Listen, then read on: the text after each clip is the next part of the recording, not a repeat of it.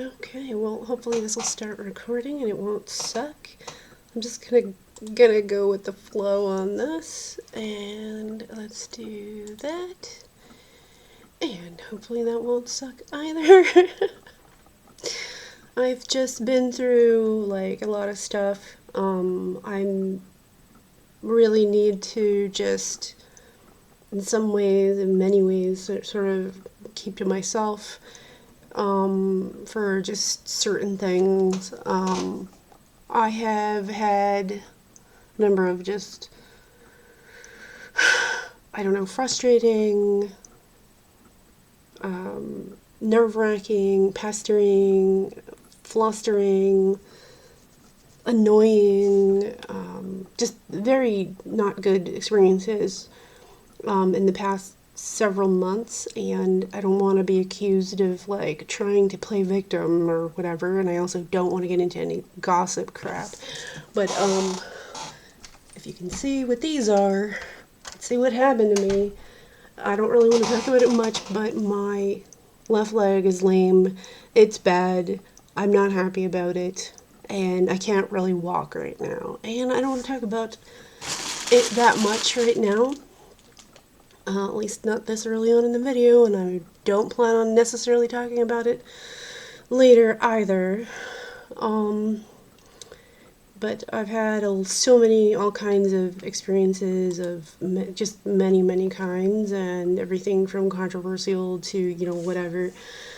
And I just had to, because this kind of a thing happens. Like, I'll have to put my foot down and like assert my boundaries because some people like just don't want to respect my boundaries. This is just, and I've made a number of video blogs about my frustration on this, which after I recorded them I was scared to post it. And so right now I don't need to necessarily worry about that, but I don't want to go on a video rant or diatribe about people. I'm just so fed up with gossiping, and I don't want to talk about any of it. I also don't want to trash anybody, especially since I did care about a number of persons, but like, I don't know like what it is, but like, there are some people who just feel so entitled to my time at any time, and it is this weird like pest thing, like pestering. And then another thing is like people like, and I had been actively like trying to avoid certain kinds of situations. One of them being like people trying to turn me into like their free labor servant or whatever, but then like tone policing me or whatever, and I just don't want to do this anymore. And then other people who just do not want to listen to sense or reason, and they just have their own rigid, fundamentalist, narrow-minded, closed-minded, uppity, snobby way of looking at it. But then, like, they would, like, a year ago to a year and a half ago, say that I was. You know what? That's fine. If I'm wrong about something, I can definitely admit it or whatever. And I'm being like intentionally vague because it's like a pattern in like dozens of peoples and persons, groups and whatever.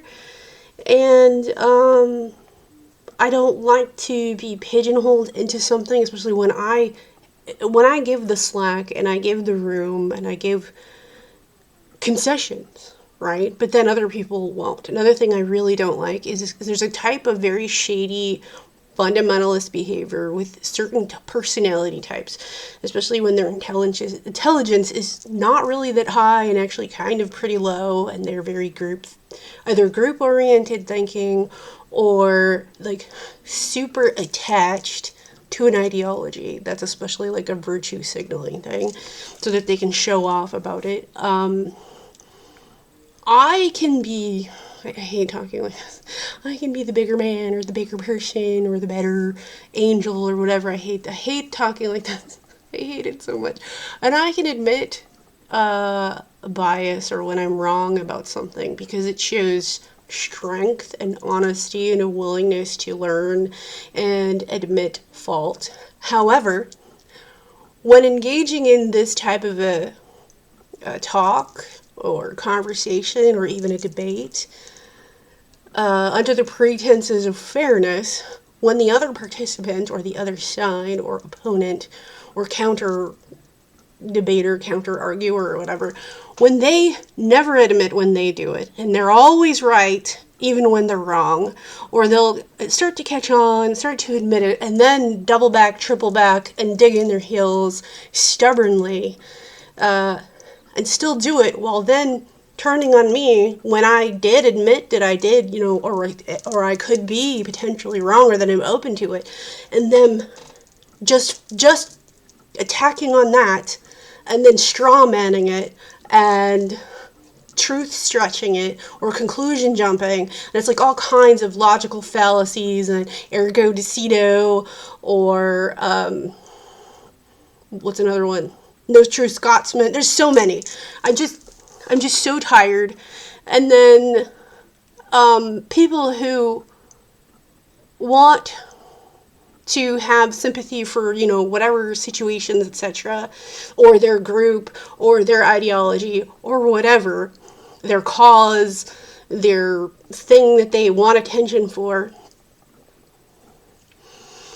But then they're unwilling to sympathize with the obvious thing, especially when stuff has to do with like power dynamics, group dynamics, etc. And I personally, like, at a bare minimum, just operating to either be supportive of certain individuals for reasons of like common sense or being kind, courteous, especially when certain persons are in a very bad situation, on principle. And I scrutinize the crap out of just so many things.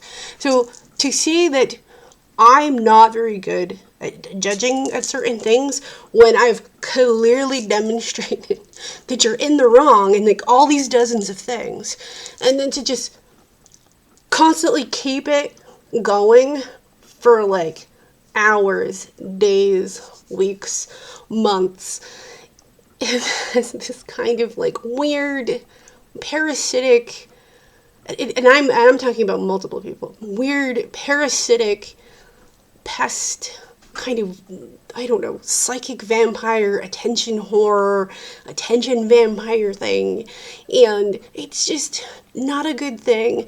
And then like I had specific things that I wanted to do, that I had goals on, that I made plans on, and then people just completely disregarding that based on like what?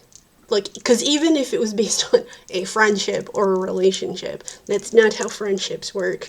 That's not how relationships work. It's not always about what you want all the time, every day, every week, every month, all year. Especially since I have a family and they don't. Like, not in the way that I do. And then I also have things that I actively do with my community. And it's just, I don't...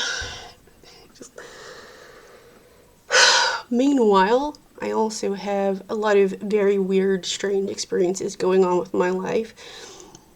And recently, like, the things that I wanted to do was I was mostly working on, well, there's research stuff that I do, which has kind of many times sort of been put on the back burner, probably because spending, when I go full in on research, like, I go full in, and I will just be saturated and dunked in, and like, just swimming in just research. And that's been my life for how many, since like what, at least 2007. That is usually the big bulk of my life, is research stuff. And gosh, there's just so much I could say on all of that. So I'm very analytical. I question things, and then I'm also very creative. The main things, except for the times when I was like completely out of commission due to depression, which isn't an issue for me anymore. Although I gotta admit, I'm quite bummed lately because, you know, that thing. Don't want to talk about it. And so I can't play Pokemon Go, which I haven't had this much time off of Pokemon Go since like 2018. And maybe a few times in 2019 because of like power outs, and that's a whole other stupid story. So a big a big thing I worked on this year was something called like reality shifting, which I spent so many days, hours, months working on, which kind of morphed into like dream work, like stuff you do when you dream, which is also like, because it started off from a starting point of like dream incubation, and then it kind of went into meditation, because in order to be better and effective at this, you need to also get back into meditation. And then I had been doing, my approach to meditation was just sort of really stuck in my old ways of doing it, which also had a lot of problems. And there have been so many people, persons, personalities, ideologies, whatever, over the years that would promote certain kinds of meditations as like the best or the end all be all, and don't do this and do this and don't do that or whatever. And this experience forced me to recognize that why things went wrong before, because things went very wrong for me around somewhere around 2009 to 2012, or even 2011, and then by 2012 and 2013, me being absolutely frustrated because the way that I had been meditating for years just was not working or doing what I wanted it to do or needed to do, and also having like extremely bad depression / mental illness, which I feel like I have gotten over, especially since 2018, end of 2018. And this is also kind of sad because around 2018 into 2019 was around the time when my friend David would kind of go in and out of this, like he'd be friends with me, then he'd unfriend me, then he'd refriend me, then he'd block me, and then he'd unblock me, and whatever. And looking back, like I could see it a lot differently. It was like the huge, biggest, most influential person on my entire life. That's like my role model and my friend, and it's just like super meaningful. And so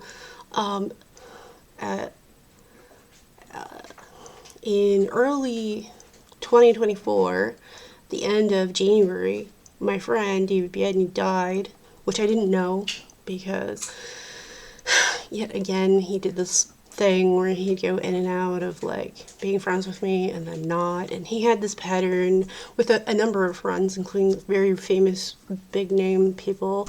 I don't want to name drop. I just don't want this to be like me trying to like be a show off or anything. So I hate it, because like this is like my friend. This isn't like anything like that. And I didn't know that he died. Also, at the end of 2020, no, it was the end of 2023? Yeah, end of 2023, Bill Martone died, who was my teacher. And that, so usually when it comes to like human beings, like passing away or dying, like I'm usually not emotional about it. I'm usually not like sad or depressed or whatever. Because I've known many people who passed away, including like my grandparents, people I went to high school with, other relatives. And I had a lot of just weird experiences also during lockdown, which included people that passed away that I also didn't know passed away, and I was having like very weird experiences, just super, just weird. And I had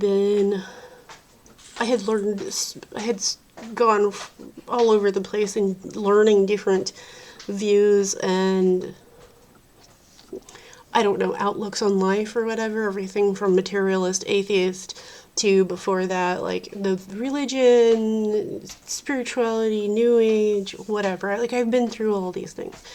I'm very like alternative. I'm very alternative. And I definitely have very weird, strange experiences. And these things happen on the regular, oftentimes daily now. And I stopped fighting it and stopped ignoring it and resisting it since last year, which is 2024. And there were so many of these kinds of like things that I was experiencing and noticing, and it is this very obvious experience of like knowing that this is not just chance, that someone is doing something, that somebody is doing something, and somebody is wanting my attention. And it's just like again and again, it just ramps up. And I can't unnotice these things. It's also very different, a very different experience than like my experiences when I was like a teenager or in my early to mid 20s. Because I had all kinds of these experiences in a certain way when I was a teenager and in my early 20s, early to mid 20s. And then these things just kind of, it was like a switch was flicked and then it was flipped and then it just wasn't. And then there was also weird, just really weird, there was this weird experience I had, which I think if you're like a materialist, you'd probably be like, well, it's just a dream. But it was just not. I used to have these weird, like, experiences of, like, these light beings that would come to me when I was asleep. It's just. And there was a lot of, like, just deception, and I thought they were good and nice people or whatever. And I was sucked into all kinds of stupid influences. And after I had that experience, it completely just flipped a lot of things on my head, and then my whole life got really bad. There's just so many things that I believed in that were just turned on its head, and it was also at that time when I started to have more of a more influence because of my friend David, as well as actually getting to know him. I actually found several of my emails from him from that time. There's so many things that happened recently. Like, my friend does stuff. Like, he does things in all different kinds of, I guess, contexts or situations or whatever, including, like, physical 3D matter, as well as, like, when I go to sleep and I experience stuff. A lot of these things are actually kind of, like, blocked from my memory, which is just so aggravating, so frustrating. I really hate it.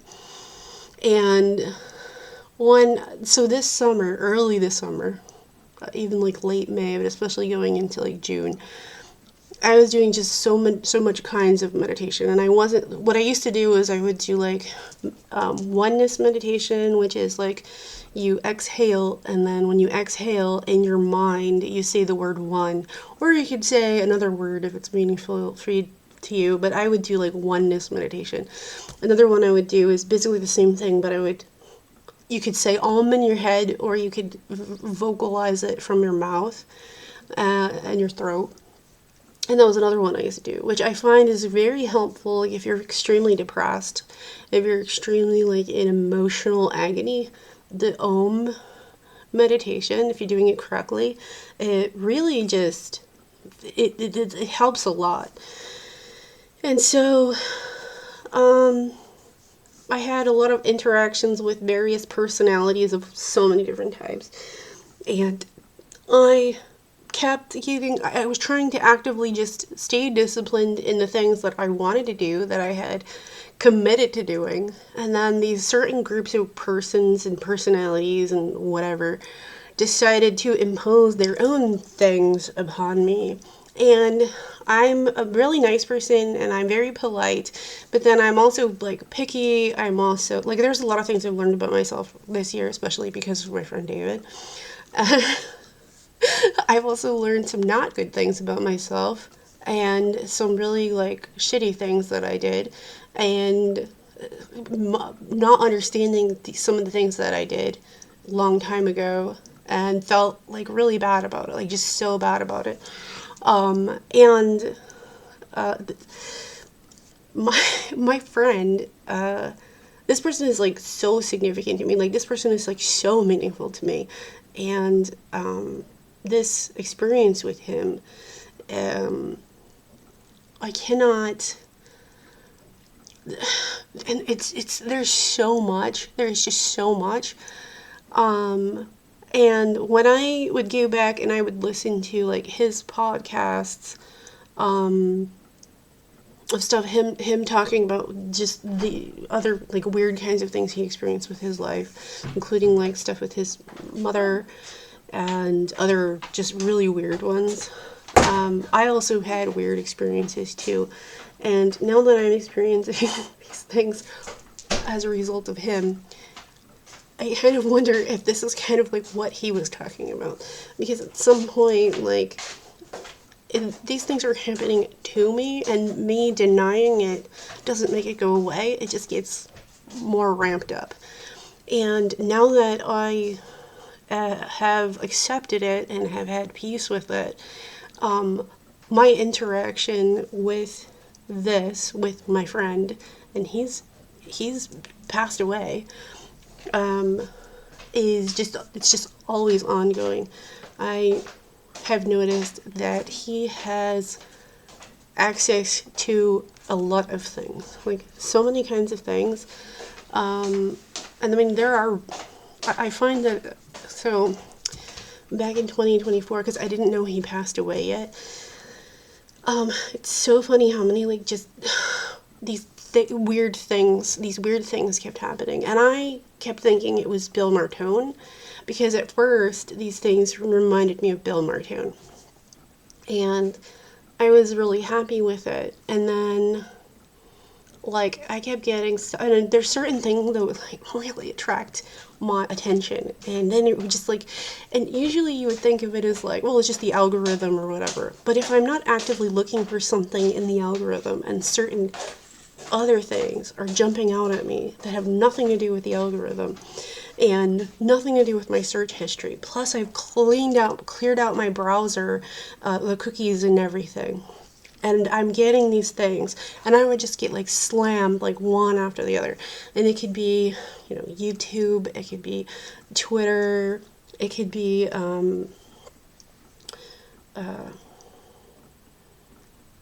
Spotify. I mean, there was a lot of these things. And then, like, I would even go, like, into public places, like shopping, grocery store, the pharmacy, traveling, and there would be, like, these certain things that would come up, like, over and over repeatedly. And a lot of times these things kept reminding me of my friend David.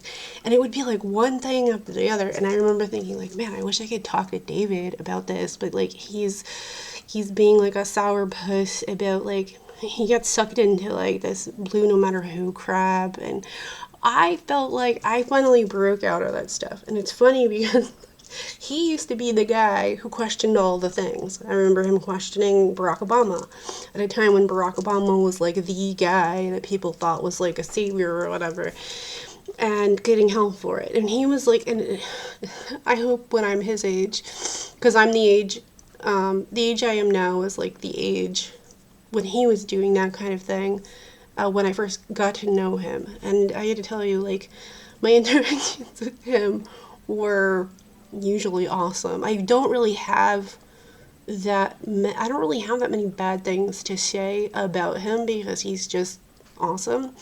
But there were times where he had like he would split up with people, like they would have this falling out, and at times it would actually be the other person's doing these things. And there were like really bad stuff that happened. I remember some of it was like infamously famous, like when he was the host of the Paracast, and some of his friends, whom I guess he'd been not meshing with for a little while. He can be very diplomatic, but he's just as picky as me, if not more at times.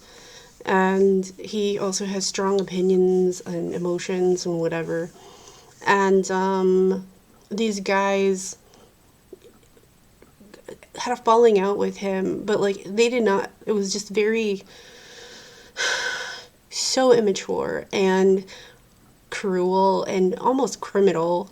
They had staged like mock death and killing and executions of him in podcast audio form, which was so psychotic and super disturbing. And I didn't want to be that way. And then I know he used to have these like round table type talks with various personalities on the Paracast. And it just, I don't know, towards the end of that, as it was going on, these individuals were sort of like singing the praises of him, and that's not real. Like, it's kind of weird because David doesn't always like or can't always handle praise or accolades or like that kind of thing. He can't always handle it. Like he just sort of, I don't know, like he couldn't take it, and he also didn't like to necessarily show off about himself. And certain kinds, especially there's issues with paranormal groups where there's all this infighting, and I just went through a whole bunch of that.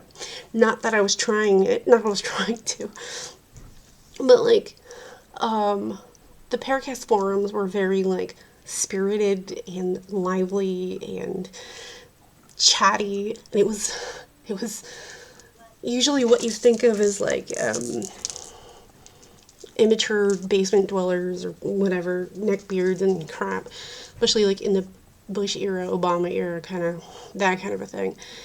And they would tease and mock him based on like complete ignorance, because he literally was a Photoshop expert. He literally was an image analyst. He had a whole long resume of expertise in a lot of things. And when it came to being in certain kinds of even public situations or recorded, he didn't always like to brag about himself.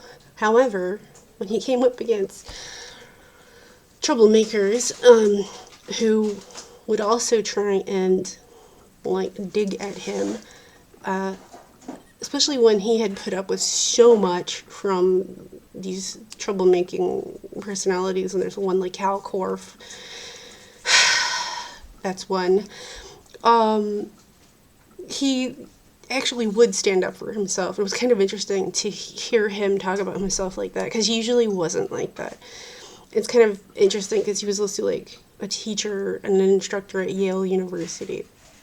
And yet, towards the end, despite all of these great, amazing things about him, he still kind of got sucked into these weird kind of like fundamentalist type things, this groupthink thing. And I had recently listened to one of the very last broadcasts of his internet radio show called Angry Human, which was a show I really loved, but I don't know if it necessarily aged well by today. He was this person who got me to sort of embrace the anger, because in the Bush era, I was very much in this like hippy-dippy, airy-fairy, new-agey, like fear of being angry or negative, and that having a bad thought or a bad feeling was bad, or bad energy, and like it was so terrible. There's even like a book called Bright-Sided that gets into that, and he used to make the case as to why, like, you should be angry about certain things, and political correctness doesn't, like, that shouldn't be a thing for certain things. And in the Bush era, because everybody was like in this weird like don't talk about politics thing, and don't talk about this and that thing, so then it was like, because you weren't talking about it, bad things just kept getting enabled and happening. And so I got involved into that, and he got me into like his way of approaching things and doing things, which I felt was very helpful for a lot of ways. It also like flipped a lot of my beliefs on its head, and I was just really shocked. And then I also found that I had a lot of repressed anger my whole life. I was like the oldest child in my family growing up, and I had this huge amount of responsibility on me. I was in like a lot of these like gifted and talented type situations as a kid, and so you had to be a role model, and this was like during like the Reagan, Bush one, and Clinton era kind of 80s and 90s. And so I had been sort of, I guess, groomed in a way to like how you're supposed to be, and how, whatever, while simultaneously the whole Gen X stuff was going on. And then I also had an interest in various like counterculture things. And then there was also like issues of like religion and spirituality and whatever, and new agey whatever back in the 90s and like the early 2000s was very different than what it became by like the Obama era, or even before the Obama, by the late Bush, George W. Bush era. And so then I learned a lot of things. Like I had to learn them. I had to learn things like atheism, anti-theism, materialism, more thorough learning, knowledge, whatever, application with academia, proper ways of doing things, or more academic, more sound, more logical, as well as what's called scientism. I'm not pro-scientism, and I'm not pro-materialism, because I find these are kind of trapped within certain like parameters, whatever. And so I am oftentimes experiencing like these other kinds of experiences, and these experiences are interacting with me. I have it's interesting because like this interaction, this experience has forced me to look at things very differently than people who promulgate themselves as experts, and to a fault. And fault is the key word because they're incorrect about a lot of things that they think they know. And also I find that various persons make stuff up all the time. One thing is this concept of like time, the continuum, space-time, and this experience of my friend being like outside of linear time continuum, space-time continuum, as well as this kind of like between thing where he can have like an orientation or interfacing with myself in the timeline as well as outside of it. I have interactions with my friend in varying degrees of this, including outside of even that. So there's like here, and a lot of times it's like when you look at it, like a DJ has a record and a turntable, and that is a track, and the track, has a needle going through it, right? Or even when you play like a movie or something. And so the DJ knows where the track begins and ends in the middle, and then even like to divert it to another track. Or the DJ knows what the end of that track is because you can see what it is. So if you're oriented in time as looking at your life in this kind of a metaphor, and you're oriented through space-time in three dimensions, it's like the needle passing on the groove through the record, or playing a video, right? The video, whether it's a videotape or a film reel, or there's so many ways I could come at this. And then in other ways, I find it's kind of like an open world video game, like a gaming system, where there's all these things pre-programmed into this open world or this game application or whatever. And so while you're in it, certain aspects of it are rendering, whereas others are not. And just because there's stuff written into the story and the plot and these other things in the game doesn't necessarily mean you're going to elect to do everything in that game, or that everything is going to go the way it's supposed to go. You could take many times and approaches to trying to do whatever, or things could go wrong, or like if it's an open world game and you have other people interfacing into the game, this can affect stuff. If you've ever played a game with other players, and if you've ever been sniped, that's a thing. I wouldn't say my friend is like a sniper though, but in a way, he's like observing what I do in this time-space reality as myself, as Candace. And then I have also, like, when I go to sleep, I have this other experience. And this is also varying degrees, and also going to other, like, offloading or going into these other situations, or like a room. A lot of times this reminds me of, like, in Gateway Process, Robert Monroe talks about, which is something I'm also studying and practicing.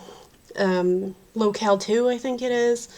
In OBE, like William Buellman and other ones, they'll talk about going out of body, and you can create a world and go there. I also have been doing this. I've also had it been screwed up, but then he can also, like, hack into it and then, like, redirect it, kind of like a tracks in a railroad, where if you have, like, a conductor or a control room, or even like what is it called, the air traffic control, that kind of a thing too, where things can just divert and go on a different track, right? And he would do this a lot, and I would get frustrated, probably because my read on it now is that when I go to sleep, I'm probably interacting with him and other beings or whatever, but I can't remember it, because when I come back into myself, a lot of times I can't bring the memory with me, which is so frustrating, and I'm so unhappy about it. There's other times where, like, I feel like part of it is I'm like an outlier. This is my opinion, my experience, is that things that are supposed to go a certain way oftentimes don't, and I don't necessarily conform to it. I can break out of it or break free from it. And some programming things, I'm using the word programming because it's the best way I can explain it, doesn't necessarily take to me or conform to me, and then somehow I break free, or I jump tracks, or I just don't feel like it, or I don't know, just something about me just jostles out. And I think the memory thing has sort of presented a number of challenges for him to kind of have a workaround to try and get me to remember. I feel like there was all kinds of things we probably, like, agreed to, and I also feel like I had, like, a lot of these experiences where, like, he built various kinds of, like, interfaces, including in the three-dimensional world reality, and I have so many kinds of this kind of experience, as well as throughout the time, because I also feel like he also could do things like retro causality style, like he could go back through the timeline even while his body was alive and sort of prime me to notice certain things, even if it scared me, and up until the point where after he passed, and then I would start to notice the patterns of this stuff, and I have so much to say, like, there's just so much of that. As well as like dreams I was having, or encounters I was having. That's why I feel like words like dream isn't enough. It's not good enough. It's not enough. It's funny. You can't see this right now, but I have a picture of him right here, and his face just show up. So that's a thing that happened. There's stuff that he does that he can definitely affect matter. He can affect my dreams. I can also, okay, so here's another thing. If you've ever read books by various because I have some of them. In 2024, I was visiting my parents in Delaware, in southern Delaware, and I got all these books, right? And I had this weird feeling like I should read books more, which is such a thing that he would, he would say or suggest, and it's ironic because I would think about him. I would get these weird books, and some of them were like really old. Like I had this old book called The Eagle and the Rose, which was about this like very Christian British chick who was supposed to be like a psychic medium. Her writing style, like she actually can write very well. I was very impressed with her literary ability. I'm super impressed. However, she way overdoes it with the I'm so churchy, I'm so Christian thing. And I just, but back then I think that was the only way you could approach that. Otherwise, you'd be accused of being like a witch or a demonic person or whatever. And this was before, like, John Edwards, which, by the way, David was not a fan of. Ironically, even though his mother had certain things she could do, he did mention some of it that was testable and like a known thing. He did mention a little bit of this, but not a lot, as well as after she passed, which is kind of like what I'm experiencing. And then, okay, so he's not my little like pet. He's not my like genie in a bottle, and I don't like this idea of like me. It's like when it comes to like Pokemon, you have a Pokemon in a Pokeball, and it could be a legendary, but you have the Pokemon in a ball, and now the Pokemon legendary, which is practically like a god or something, or a super being, you take it out of the ball and be like, now fight for me, or now do this thing for me.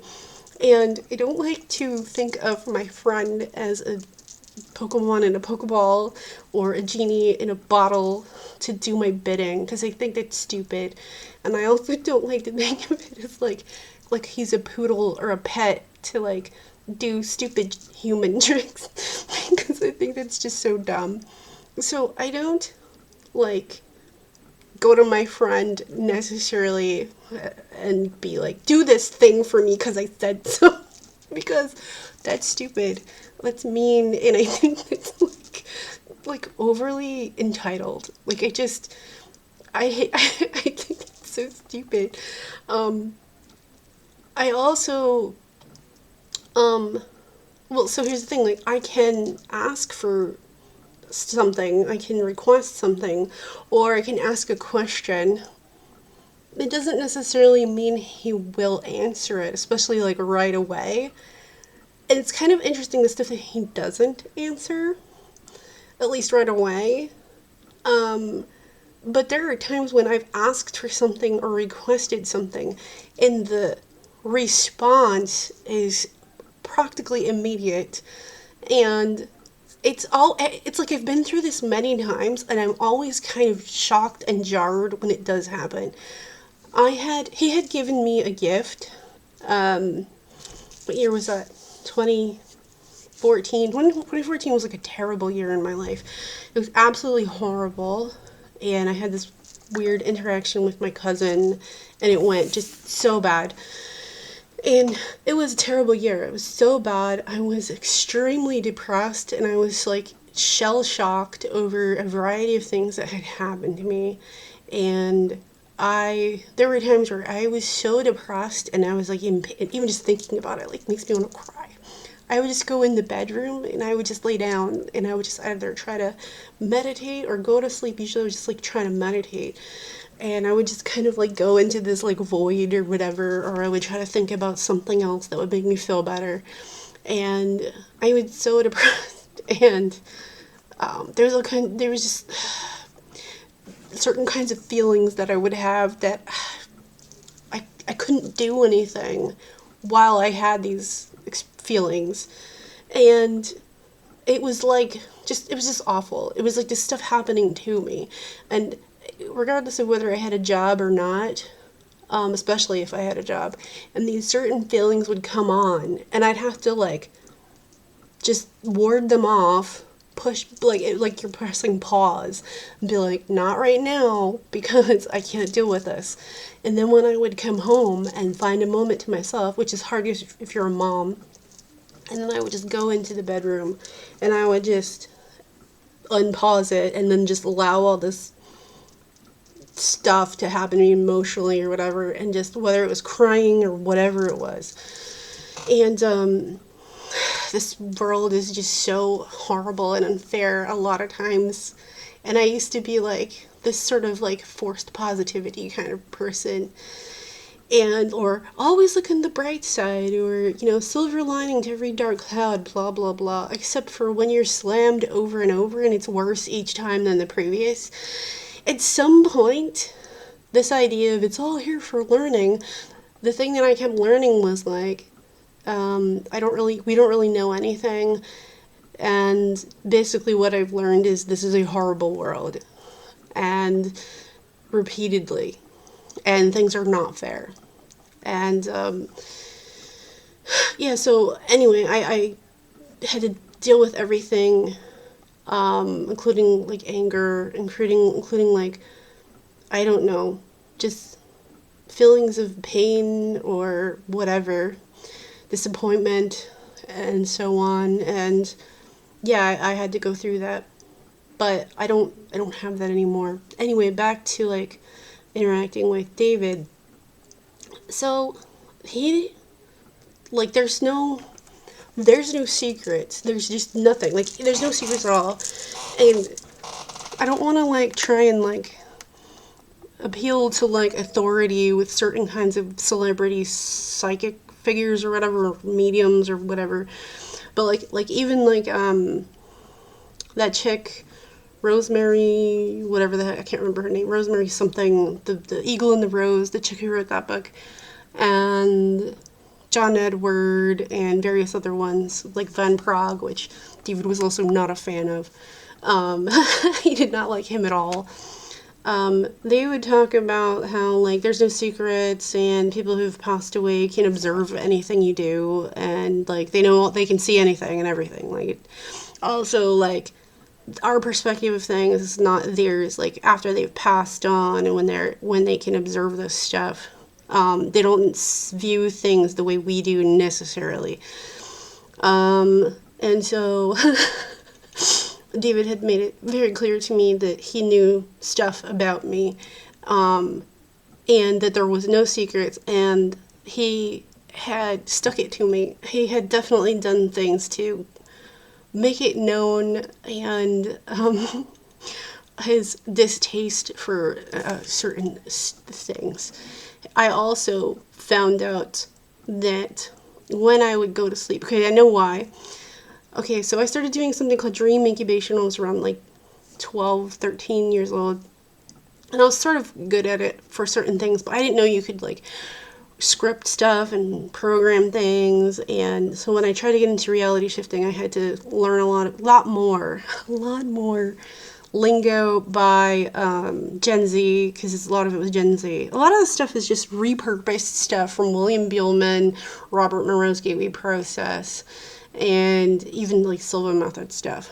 So those are the things I'm mostly working on in my quote-unquote meditation practice, but I am in no way, shape, or form any kind of guru, spiritual person, because I don't use these terms, or a new age person. I'm not a spiritual person. I don't use any of these words.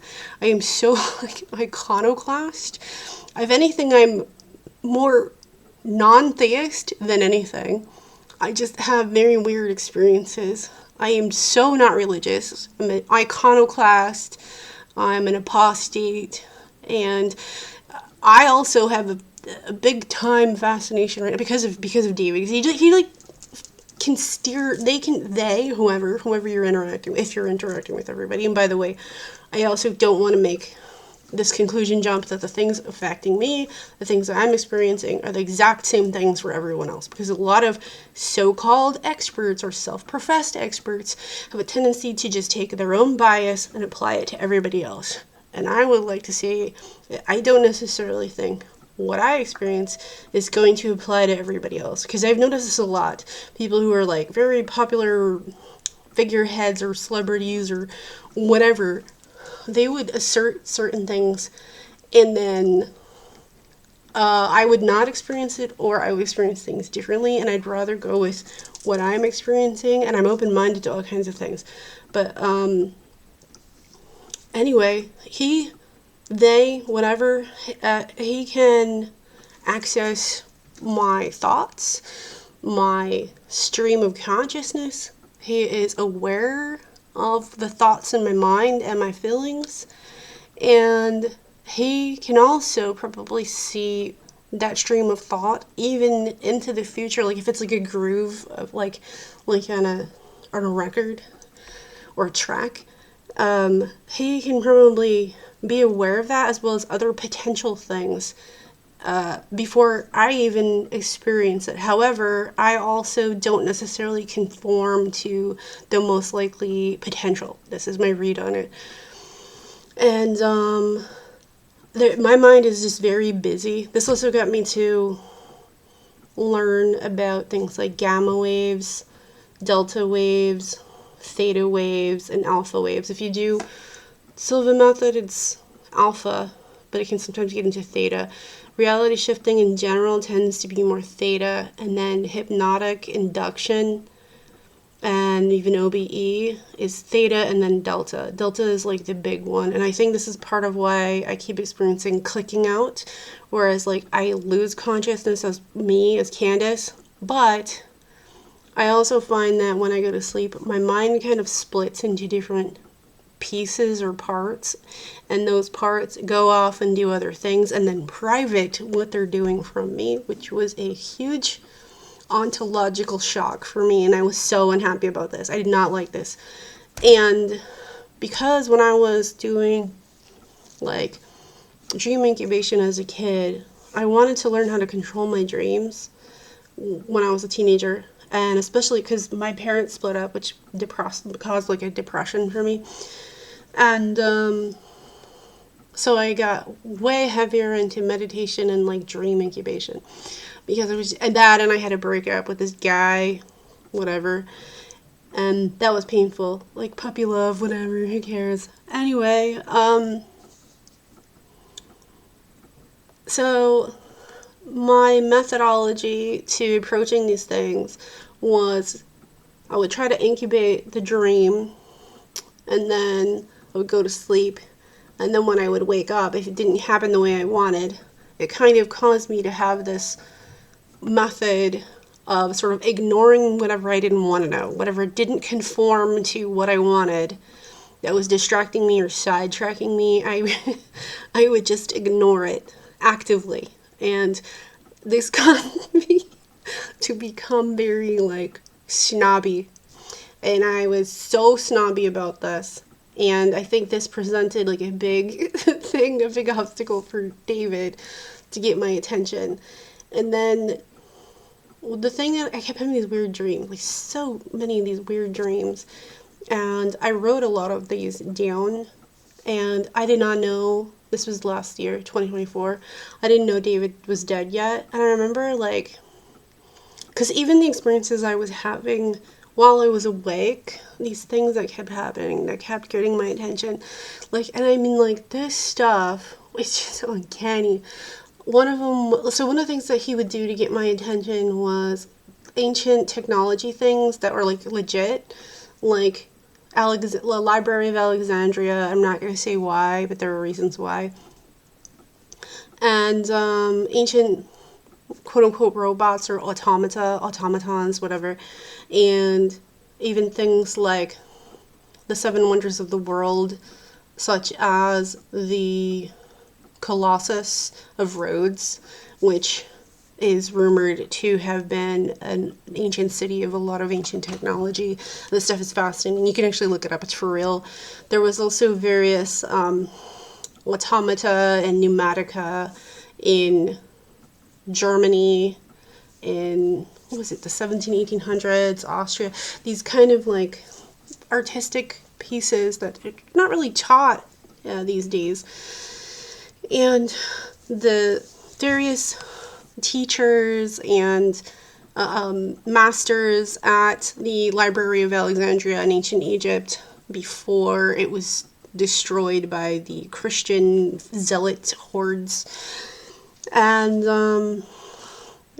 so this kind of stuff would catch my attention. It's funny because these things would also remind me of David. There are certain things that I recognize now as symbols of David. I can definitely tell now. There's several of them.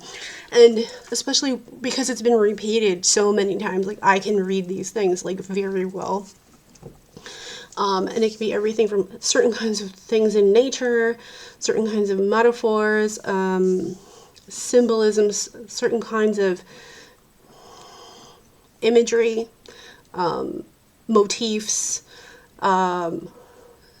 as well as music is a big one, big time, just huge, huge. And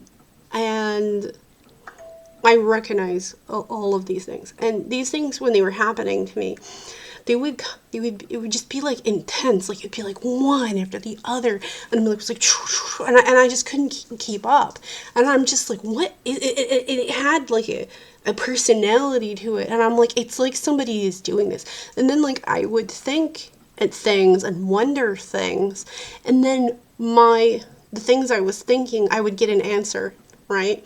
And then it kept reminding him, like, this stuff reminds me of David. And I kept wanting to talk to David. I'm like, why did he block me? I so wish I could talk to him about this. But I was also, like, annoyed with him because he blocked and canceled me over a total stupid overreaction, misunderstanding. And I can say that because he was in the wrong. Also, towards the end in our interactions, and I'm saying this as someone who like really loved this person like a lot, but there's a number of things that he said and did I did not age very well because he got sucked into these certain kinds of group mentalities, which is so weird because he warned me about doing that, right? I had become able to out-argue him, outthink him, counter-argue him. And originally this was the thing he liked about me. But I would say also in his defense, he had a lot of health issues. And in my view, he's still like the most intelligent, smartest person I can think of in my entire life. And I still look up to him, even though at the end he faltered so badly. It's so bad. Like, embarrassingly bad. I'm so sorry, David, but it is. So I was still moody about it. I was still grumpy about it. And I was still annoyed with his bad choices and bad stances on certain things. Because he had been suckered into hook, line, and sinker, the blue no matter who, like, red versus blue game crap that I feel like this is gonna sound arrogant. I feel like I evolved out of. Does that sound arrogant? I just didn't want to always have to fight with people. And, like, for me to do the right thing, it shouldn't have to be like, oh, who did you vote for? Because if you voted for this person, then fuck you. Like, no, I'm gonna do the right thing because it's the right thing. Like, if a doctor has a patient, I mean, you could have a patient who's a horrible person or a criminal or a murderer, but that person's dying. You're beholden to do the ethical thing, which is to help that person. It doesn't matter if they're a criminal or whatever. You're supposed to do your job on principle and on ethics. And I just didn't want to have to be enemies with my neighbors or be enemies with my family member or cancel people because they're, because of who they, like, voter shame and stuff like that. And it was funny because, like, towards the end, I mean, like, I was just very, like, open and to a lot of things. And it's funny how many things, like, he would school me on that I had been sucked into the same kind of thing he did later on. And he was right back then. Like, when the whole Charlie Hebdo thing happened, like, Je suis Charlie, I had been sucked into the whole political correctness thing, and at first I was against the Charlie Hebdo thing, but because I loved and admired him, he was like, no, you don't, like, freedom of speech, like, you don't, like, censorship is wrong, and then he had all these things, and so I had this interaction, this conversation with my friend. And the thing online was this, like, Je suis Charlie. And that's a whole other thing. And it wasn't necessarily even a racism thing. It was just a, like, there's this whole aspect of, like, comedy and the jester and poking fun at those in power and a check to power and things like that. And he knew this. And then because he knew this and he explained these things to me, and I loved him and I was open-minded, it gave me something to think about. I can make my own choice and my own decision, which I always did. And so I decided to be open to this, and then I changed my stance, because that's how that works. Like, you can listen to different sides, and then you can make a more informed stance, opinion, decision, principle, whatever.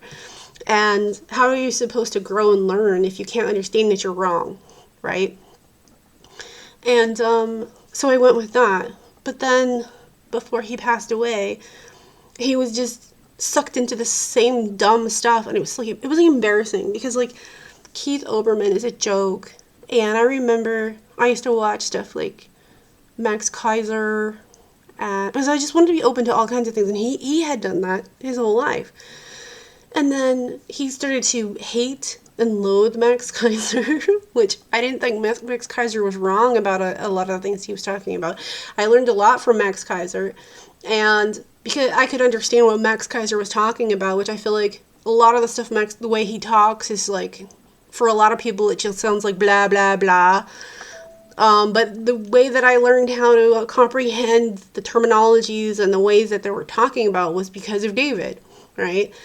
And another one was Jimmy Dore.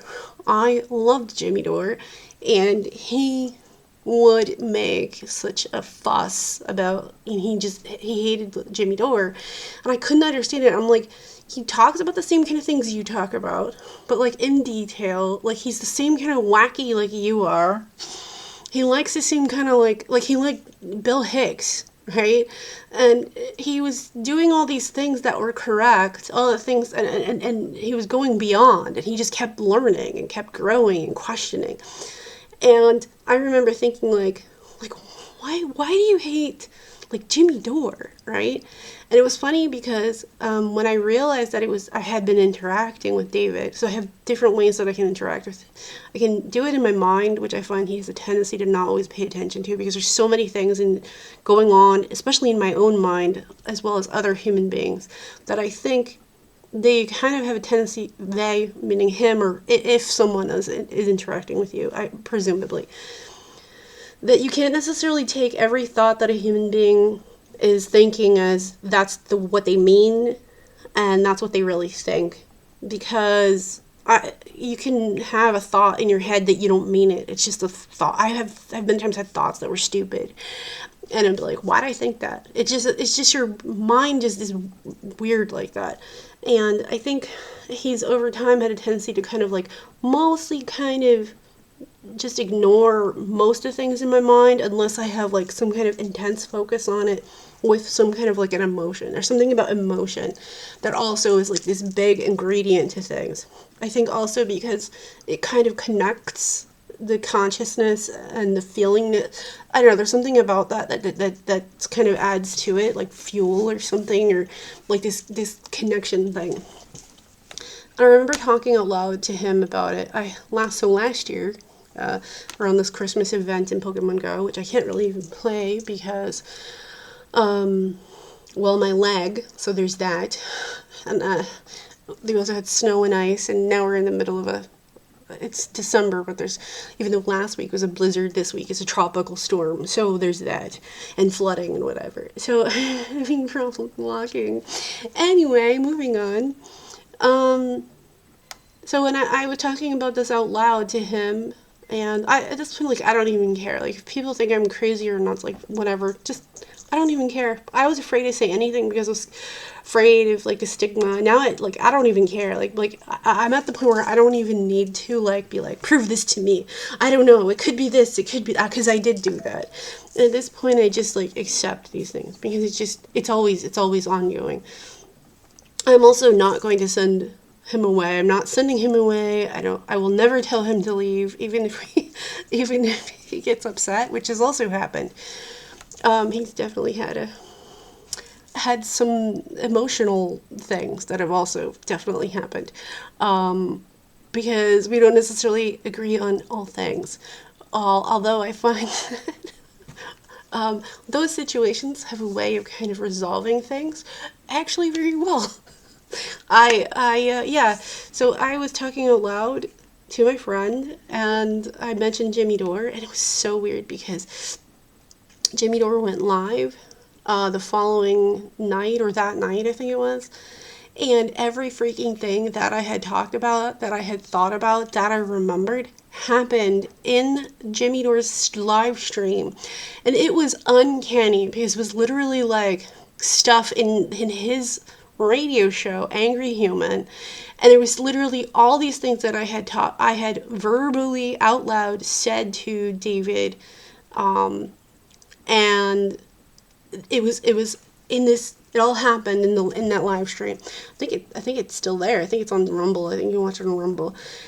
And I feel like even though there's like linear and non-linear kind of thing, like his interaction with me has these different degrees of things, as well as like this gradient of like time and not time, or linear and non-linear. And it's like there's aspects of him that I've interacted with that are more like newly and freshly like exited his life identity or body or being alive, and he's like out of that. And so that version of him is closer to, like, in many ways have closer in like personality and orientation and even emotional or preferential or biases and whatever. And there's varying degrees of this to that, like who he was in life as David. And I've interacted with that. And this can get like emotional. He can get into like, well, he could be snippy, he can be moody, angry, wacky. I think the wackiness is always staying. And he can like overreact, right? And then there's after that, there's like this other part after that where it's like he's analyzed things, he's learned things, and this is also like another gradient in and process stuff. And then he has this like more, I've learned from it, I want to heal from this, I think you're right, I can see these from different perspectives, I can see your perspective. Then there's like this like lovey-dovey kind of stuff, which I find that oftentimes can be a thing. Like a lot of these quote-unquote like spiritual experts or whatever, mediums or whatever, they will paint this picture like it's all lovey-dovey, and I totally can see why, because I've had that interaction with my friend with this very lovey-dovey, gushy, mushy, amorous, happy, joy thing. And I have felt it. Like I can feel this. Then there's like other layers outside of that, and this other kind of like external to that is like this bigger, more like numinous thing, and that stuff is like Abraxas level, like massive. Those kinds of interactions are so, I don't even know how else to explain, like enormous. The thing is with me, I find that like most human beings would probably have an interaction or an experience like this, and they would go through like the wow thing, which is kind of like what happened to me when I was younger. You go through this wow, awe, bewilderment, maybe even be terrified, afraid, frightened, shock. I will say it's very jarring. Even still, it's very jarring. But I don't have the fear. I don't have the awe. I don't have like the subservient thing. like, anything you want, master. Like, I don't have that. I also have this feeling like of knowing him, understanding him. In my dreams, the ones that I can remember, because I wrote them down, and I had to write down a lot of it, he would appear in different forms, different versions, and it's very like shapeshifter thing. And I remember a lot of times waking up, because especially when I didn't know that it was him, I didn't know he died, I would write it down, and I would go through all these things, and I'd be like, yeah, this stuff, like, why does this stuff always remind me of, like, David? It's, like, reminding me of David, like, a lot. And, as time has gone on, like, he has showed me quite a lot of stuff. Like, there's so much of it's so personal. I don't even want to, like, publicly put, like, a lot of this stuff out there. Like, there was stuff that he, like, kept showing me, including like previous life incarnation stuff, and I do not ever want to talk about that, especially since I know he has relatives that are alive. And when I looked in, there's one specific figure that when I looked into it, like the names of figures in that time period are just, that's a thing. And then there's the other stuff, like the stuff that is the most out there, the weirdest, most, like, just, I don't think a sane, a self-professed sane person would probably have a hard time accepting it, because I didn't want to accept it either, because it's just so, it's so out there. But then I would have these other questions, like, why did these things happen, and why did this happen, and why this and that, and then those things would come up again. And then I would cycle through this many times where I would still wonder and still question, and then those certain things would come up. And then when I would meditate on it, oh my gosh, there was like a lot of things that I started to understand, that I saw, that I experienced. And I definitely am more inclined to actually believe these things, because some of the stuff is so out there. So he had experienced quite a number of, I guess we could categorize it as either paranormal experiences or even mystical experiences. And they were not all good. They were terrifying to him. This is what you call, like, what? Mysterium tremendum, I think. That was horrible, terrifying, unpleasant, shocking, traumatizing, stuff like that. So he had those kinds of experiences. And it wasn't like just one, it was several.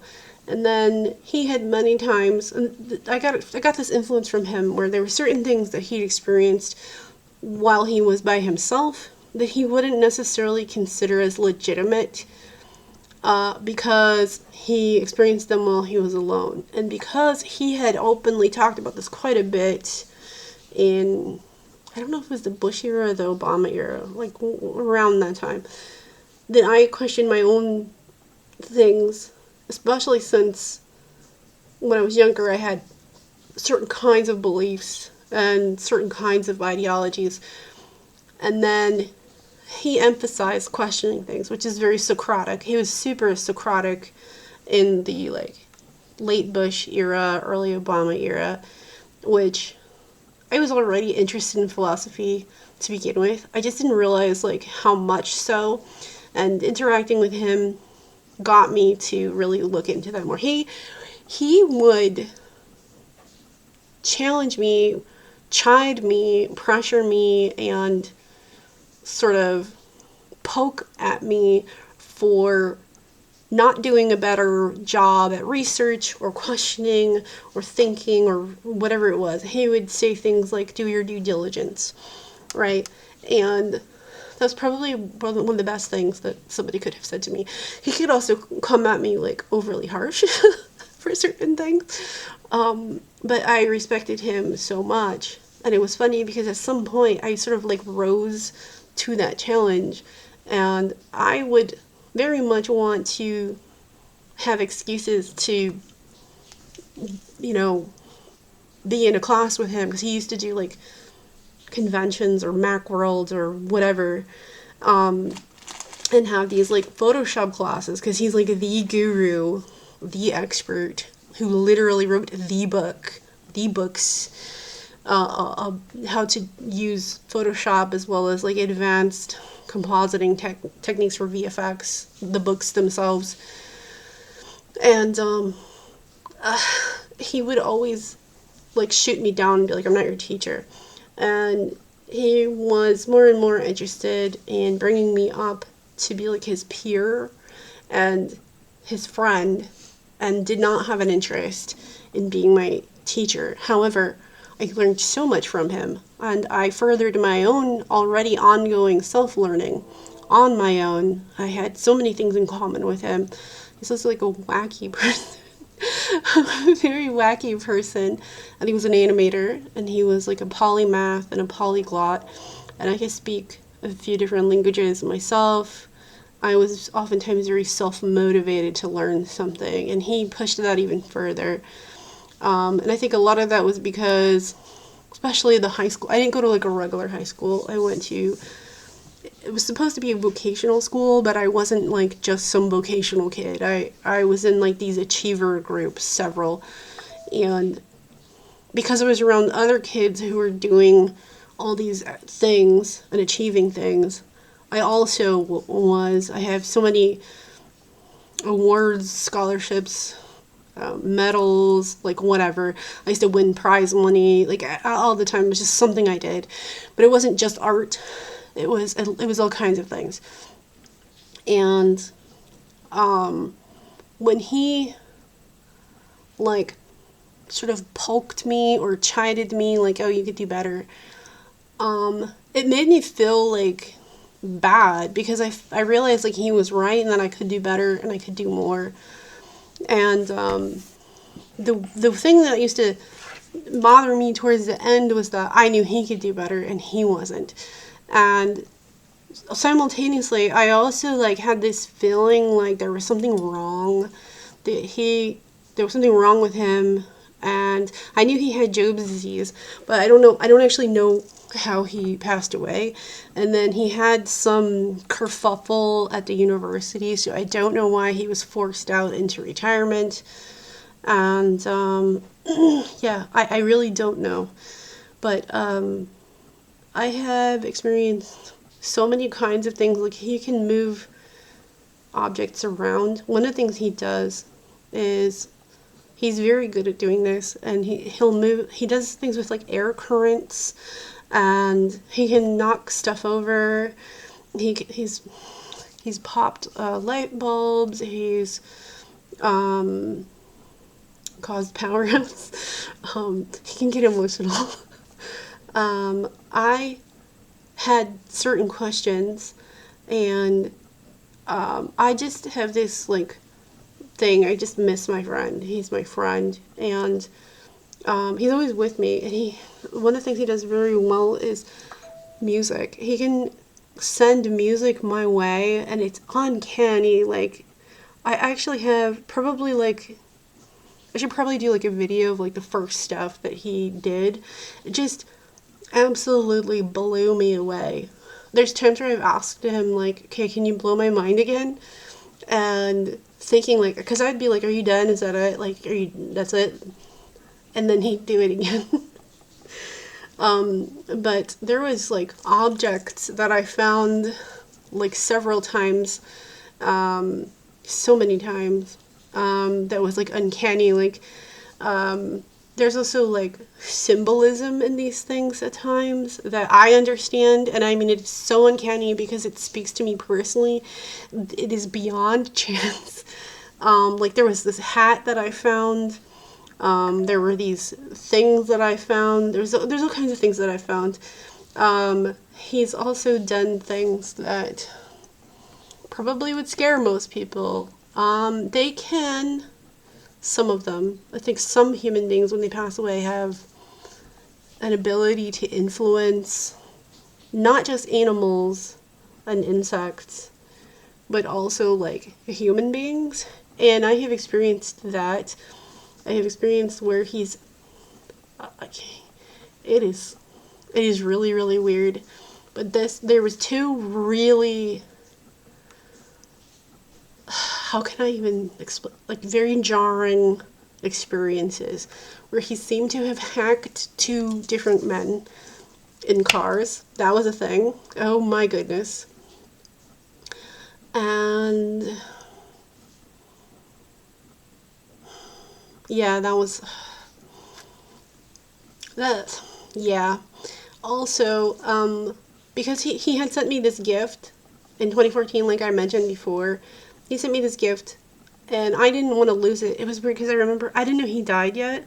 I woke up one morning and I found the envelope there, and I saw all my stuff had been moved. All my stuff was moved, and right there next to my bed on the shelf was the envelope just sitting there, and it caught my eye right away. I've also had many times in the morning where I'll wake up and it's like I have this prompt like inputted into my mind, like do this thing, and I'll just like, okay, I'll just go do it because I'm an idiot in the morning and I just go with it. Okay, I'm just gonna do this thing because I'm a moron in the morning. I'm an absolute idiot moron in the morning.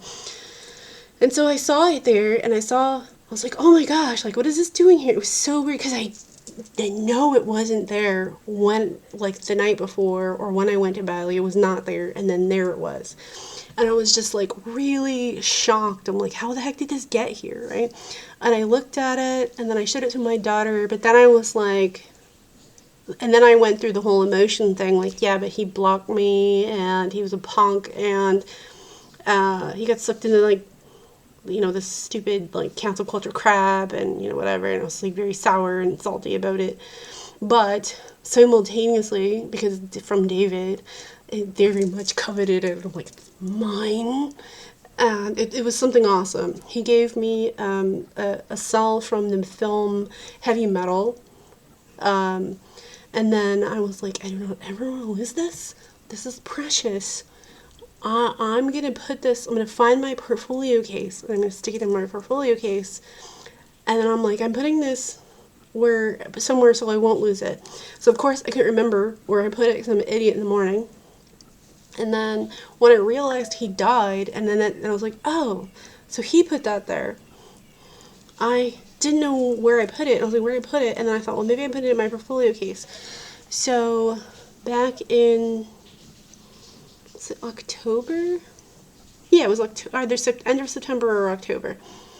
I had this, because I kept wanting to find it, this thing, and then I thought, I think it's in my portfolio case. So every time I would have the thought to go find it, because I thought it was either in my closet, my bedroom, or under my bed, I couldn't go there because it was either too dark, or my cat was in the way, or my husband was in the way, or he was sleeping, or some other reason, or somebody would call me, and so I couldn't access, I couldn't try to look for it. And then after so many of these instances of like just wanting to find it, wanting to look for my portfolio cases, I'm like, I think it's in there. This one day, nobody was home, and I was like, I know, I'm going to go find it. So I found it, found the portfolio cases. There was 2 of them, and then I pulled them out. I found it. I looked at it. I was like, okay, I found it. It's definitely here. Now I know for a fact it's here. But while I went into my portfolio case and found it, I noticed I had a lot of my old journals in there, and I was like, I've been looking for these.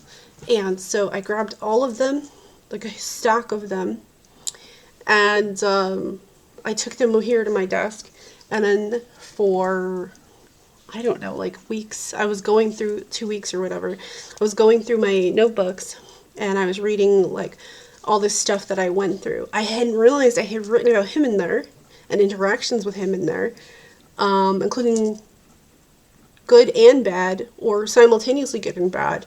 Usually when I think of my interactions with David, they're always good. And then there was this. and reading about how I did something without trying to be bad, did something, wasn't in the wrong, I didn't do anything wrong, but he took it in the worst way, and it hurt my friend so bad that it hurt him for the rest of his life. And I felt so bad. And I was reading it, I was much younger when I wrote it, because it was like, on some level, I guess I understood, like, this is fucked up, this is what happened, oh no, whatever. But then I was also writing about all these other interactions I had, and these are all personal, like super personal. And then this thing happened, and it hurt my friend, and then he kind of went insane.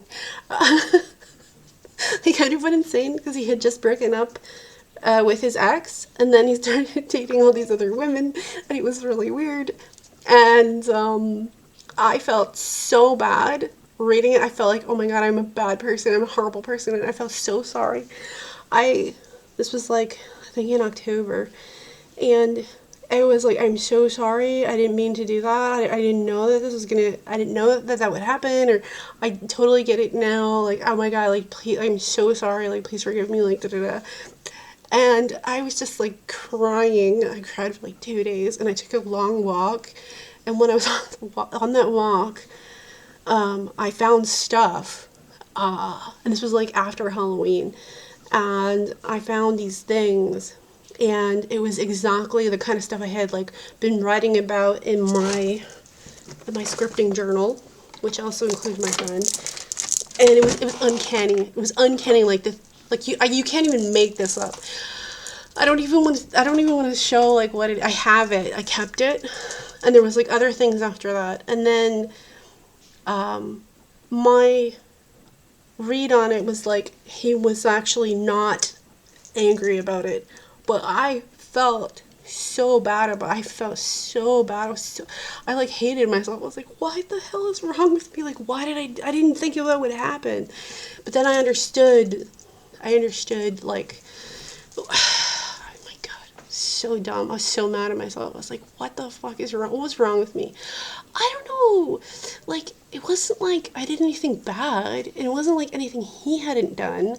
The thing is, bias, and I guess he wanted certain things a certain way, and then he got attached to a certain something, especially in an emotional way. And then by me doing this thing, because I was much younger, so much younger than him, it shattered that thing. And yeah, that sucks. But there are things that I do. There's times when, like, because I'm at times very much in my head, in my mind, and I'm big into, like, either deep thinking, or I'm very good at thinking. I can think in many ways. I'm definitely a gamma, very active in gamma, and I feel like he was too. I could say a lot about this, so much about this. And other times when I'm more in, like, a kind of daydream, I have these kind of daydreams, and so I miss my friend, and so I'll kind of, it's very, like, was it Napoleon Hill, or, yeah, probably Napoleon Hill kind of a thing. There's a reference. And I would just kind of go into my daydreams, and I would think about my friend, and it was very, like, emotional, because, you know, some friends you just love more than others, and he was that person. He was this person I just loved so much. And by the way, like, there was, like I did not cheat on my husband. There was nothing, like, we never dated. Like that wasn't allowed. There was no flirting allowed, none of that. It just was not allowed. Anyway, so I'm in my mind just thinking about my friend, and I had so many kinds of, like, guilt, regret, and just so many things, and I would just, like, think about things from, like, different perspectives, or what about this, what about that, or, you know, just typical things that I do in my head, in my mind. And especially, like, when I was very much thinking about my friend, he would do things. He has this like knocking thing he does. There's also times where he's like not just knocking like noise, but like he has moved things or made things start swinging. Like there's a light there's a light thingy hanging over there. He's made swing around in a extremely noticeable way. He's knocked stuff over. A lot of times when he does something physical, it usually, my read on it is like pay attention to something. Sometimes it's like a song. There's other things like I would think about something, especially if it's in a very emotional, if I'm in an emotional state. There are these certain songs that just show up in the weirdest of ways, and it will, like, the title will be exactly like what I was emotional about or thinking about or wondering about, or in the song would have like an answer to what I was thinking about. And I mean, like, it is like beyond chance, because the things I was thinking about in my mind were not like normal, common, everyday things. And so I have this interaction big time with my friend, and I've had people, because a lot of times people want to like put their own like ideas, ideologies, stances, thoughts, prejudices, value systems, religion, belief systems, or whatever onto me when I'm talking about my friend. And by the way, like, I'm not deifying my friend at all, though I've had weird experiences that I think most human beings would be far more inclined to deify or exalt, which I find very funny. But I'm not doing that because I know this person. This person to me is real. This person is someone I know.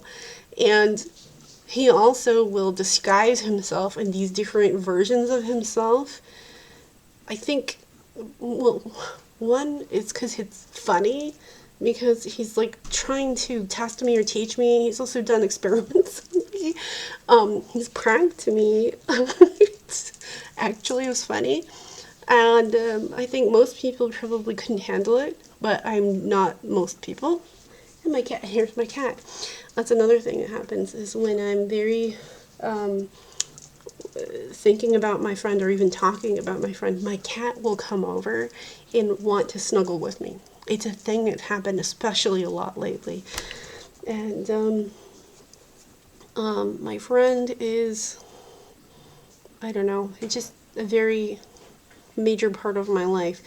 And even though he's passed away, he's not gone. And this kind of thing is like, I don't know if it's not really messing with my head, but it's like this weird thing. Like, his body's dead, but like he still exists. But then like there's the version of him as his identity as when he was alive as David, and then there's like the other, like, extended outside of that, like the person identity of David that existed in human form also still exists.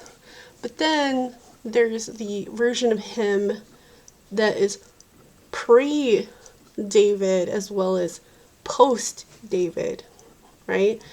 And I've interacted with that as well, that or him. For me personally, it pretty much always is male or masculine. I've had various kinds of like reality shifts where like I go to another place, another reality, like a pocket reality. Like, I think it's Robert Monroe talks about like Locale 2 or something, and then William Buhlman also talks about like you could just construct a reality with your mind and go there, which is what reality shifters do. Unfortunately, a lot of times when I'm going to these places, I can't remember. I think maybe it's because by default I still have kind of a dream incubation leaning. and I probably just need to go more towards either hypnotic induction, which is like the waking method, or go through gateway process, which is kind of like with the resonant, like the vibratory state, which I don't do. I have gone out of body many times in my life, especially when I was younger. But the problem is a lot of times you can't remember it. And then I also had bad experiences with these like light being things that really messed me up, and don't ever want to do that again. I wonder if that's kind of like why I'm not remembering everything, or because I'm not going through the vibratory state. And then I'm also splitting. There's also times where like I know I go somewhere and it's so real. And then I'm interacting with whoever, whatever. It's almost always him, and there are different versions of him. He doesn't like to usually show up as like how he looked before he died. He was originally a pretty overweight guy. He was a huge guy, and he was going blind, and he had very thick glasses and balding, right? And he's also very hairy. And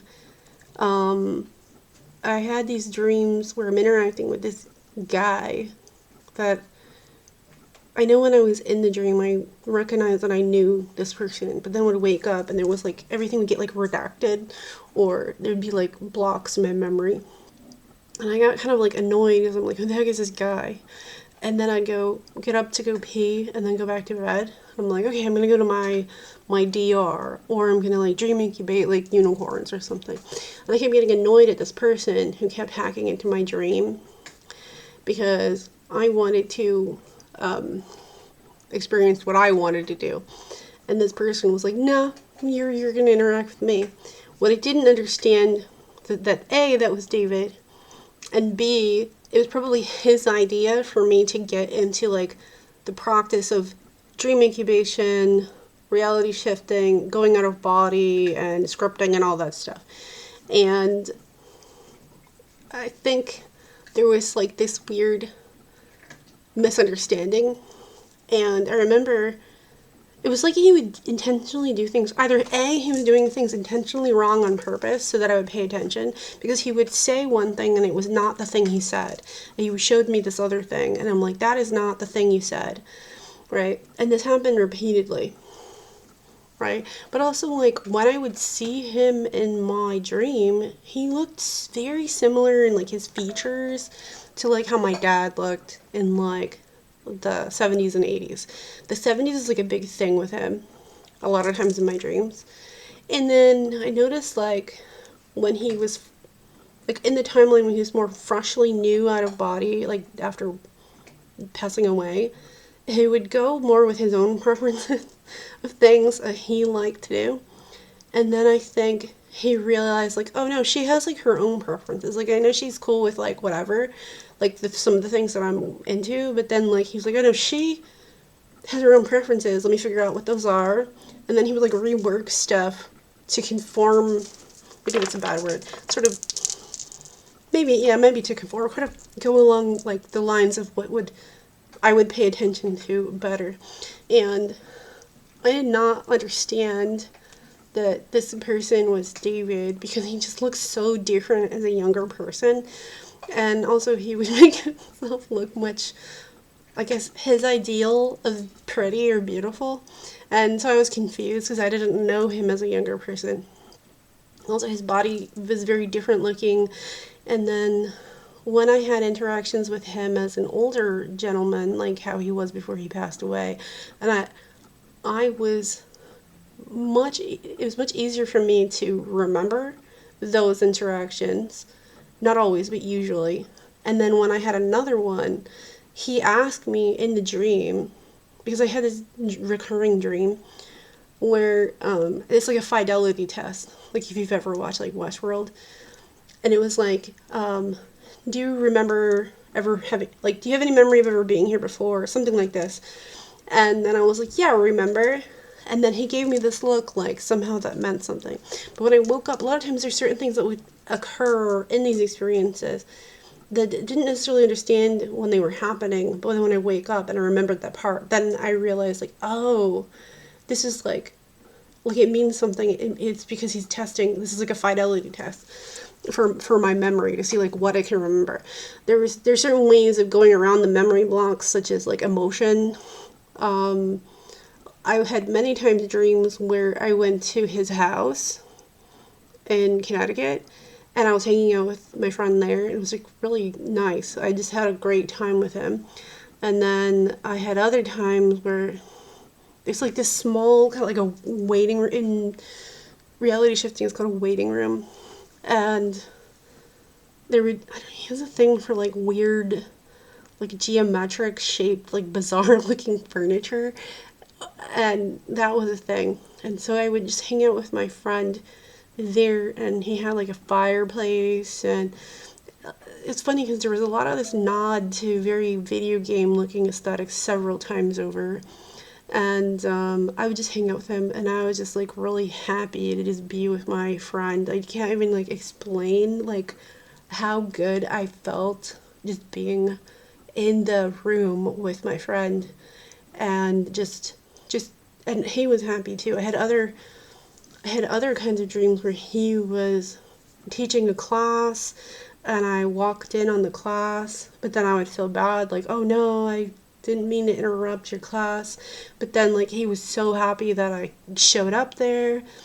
Or another one, like, he would also show, there's various versions of him that he would show up. One is like a shadow man figure, but I could always kind of tell that because he was just really like when I would notice him and pay attention to him, he'd be like so freaking happy, like, oh, she noticed me. It was just like so, I don't know, gleeful or whatever on his.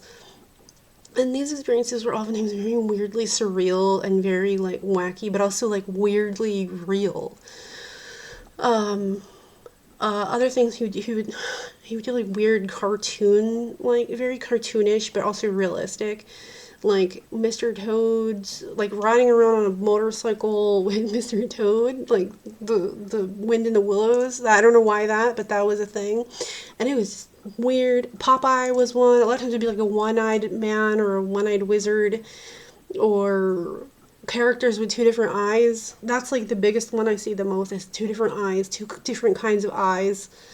And another one is like musical stuff.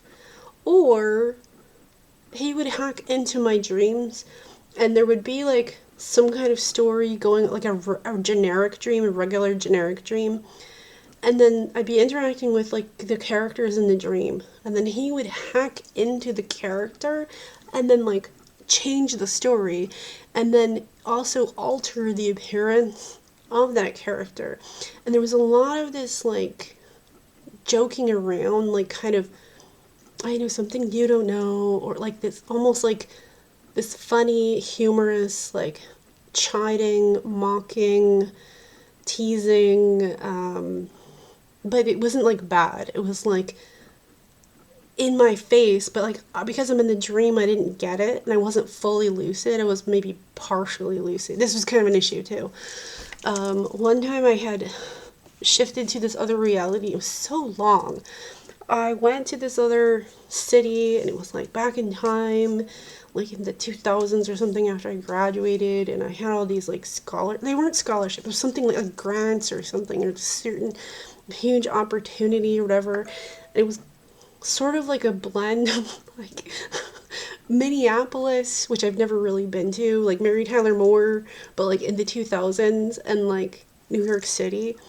And I'm interacting with all these people, and then there's these Jewish neighborhoods, and there's all these nice old guys, which sometimes reminds me of like Boston.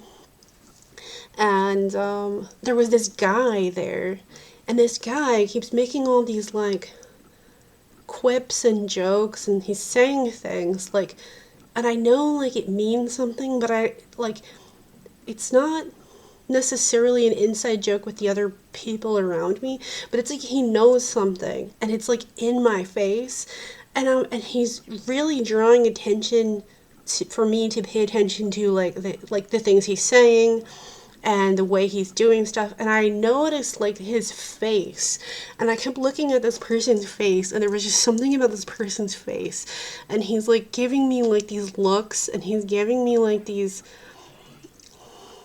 these smirks and these like things that he's doing, and there's just something about this guy's face, and it's just grabbing my attention like so much. I'm like, what is it with this guy, right? And well, eventually, because this kept repeating throughout this reality and I was in this reality for a long time, right? And I had to do all these like obligations. I had to like be nice to these different people, and some people were hanging out in like these diners, like these old folks, and they're like kind of sponsoring me, and I have to like be nice to all these people. And for some reason it was all these old Jewish guys, right? And then there's this guy again. There's this guy, this tall guy, white guy with, brunette hair and whatever. And his facial features, and I was like, there was just something about it. So then when I woke up and I started to like try and write it down and think about it, as I was examining the features of this man's face, I realized like what the joke was. It was that he took my face and changed it to look more masculine and put my face on a man, and he was in the character of this man. And I mean, like, the eyes, it was my eyes, it was my nose, it was my teeth, like everything, all of my facial features, but masculine. It was weird. And I don't know, I just remember this person like just teasing me. I had a lot of these kinds of interactions with, like, it's like he built these structures, and he can observe like what I'm doing even better because he's like Mr. Technology. And he built like programs, interfaces, all these kinds of things. And I had a lot of these interactions with like, a lot of times it'd be like superheroes and like specific kinds of them, like a mashup of Dr. Manhattan, Mr. Strange, or is it Doctor Strange, and Havoc from X Factor and the X-Men, like all like different versions of these, and they were kind of like mashed together. I guess maybe because he's creative. He also had shown me like different versions of his body, and it was like this thing, and he's like, oh, these are all the designs I have for my body, like, what do you think of them? And it's kind of weird, like, all right, so I'm looking at all these different versions of bodies that he could be, and he's sitting like to my right side, and I'm like sitting there, and he's like showing me all, and I don't have like a preference. I'm just like, yeah, that's fine, like, I don't hate any of them. But one of the things I noticed about every freaking body design was they're all huge. Like, they're all like a huge man with like, and everything about it was just large. Like big shoulders, big hands, big arms, big feet. Everything was just big. And I'm just like, he's just like scrolling through, and they're like 3D, but like hologram of it or whatever, like a design. And I don't have a preference for any of them. I'm like, oh, they're all fine. It's all good. I just figure, well, that's what he likes, whatever. But he was just a big person, and my read on it is that's just how he is. He's just large. And I've had experiences of him as other kinds of largeness that I don't know how to explain. I had this experience that was really just so jarring. It's very similar to, I didn't know this until like just recently, but I had this experience in a dream of mine where I was dreaming, and I have a tendency to lull very easily, and I will just fall asleep and just submit to the dream and just go fall into it, and I just sort of lose my lucidity, and it's like you press play, and then the script runs and the program runs, and I'm just along for the ride, even though at times I can also become partially lucid or fully lucid in varying degrees. I have a tendency, especially at that time, to just fall into the dream and don't question it, which I feel like he's kind of poking at me for. And this is a huge source of entertainment and amusement on his part.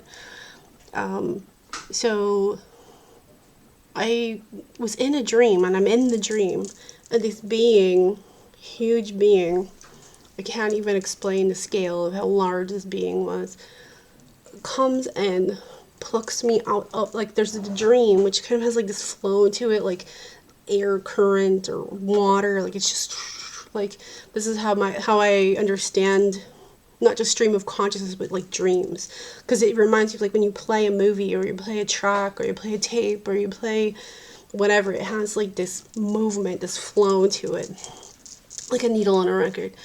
And I was plucked out of whatever that is that's going on. I was plucked out of it by this being, and I had this experience with this being, and it's like looking at this massive eye that I don't know how to explain or describe, but I was very much looking at this eye, and this eye is looking at me, looking through me, and you cannot unsee it. You can't, like, it's so jarring and so attention grabbing that I can't go back into the dream. And it was obviously also very male. I also felt like this being knew me, and when I connected to this person in their mind, I could tell that this person's mind was very, like, vast, which is, this is another thing I have this experience of with connecting with other people, that some human beings have this aspect of their mind where my mind kind of docks with theirs, and then I can kind of like experience like the interior of some aspects of their mind. I don't know how to explain this any further than that, but when it came to interacting with David, even though like I was never in the same room with him and it was a long distance thing, when I would have this connection with him in real time, I could also experience this, and this was fascinating to me because his mind had this like vastness to it. Like it would just go on, and I was just like, wow. And it was so real. It was so real. Even when I go back to find my old emails and old things that he had said to me, like, because I have some stuff saved from like Facebook or whatever, and I could read it, I could experience the memory of that, or the experience of it all over again, just by looking at the text that he wrote, right? So when I had this experience of this being, and this being is looking at me, looking into me, and there's all this intent going on, there's some kind of a communication going on, and there's no way you can ignore it. There's no way you can like get out of it. This being is like, I want you to see me, and I want you to notice me. And then this being was so incredibly powerful. Also, the scale of this it's like a Braxis level. Like, it's just insanely, like, just, I don't even have words. I have no words to describe the scale of this. It's just huge, massive, mega, ultra, I don't know. And same thing, like, to describe like the experience of the eye looking at me. I couldn't even draw it, and I'm very good at doing that. I have no idea, no way to explain how to. If anything, it was like looking at this blackness of form. For whatever reason, like, shadow stuff is a shade, and darkness is a thing with him, and not in a bad way. And this being wants me to see what he's doing, and he's intentionally showing me like a demo. Like, I want you to pay attention to what I'm doing, and I'm going to show you I'm going to show you something, and I'm going to demo this, and I want you to observe me doing this. And then he shows me the timeline and different timelines, but especially like the main time space continuum, whatever. And he then goes to this timeline and he starts editing it, and in some ways it reminds me like how a DJ is working, and he's like moving tracks around and doing stuff. And he's like, see me do this. I want you to see me do this. See this? See, I'm doing this. I'm doing this. I'm like editing. I'm doing these things. Right? And so I'm like, okay. And then I just keep watching.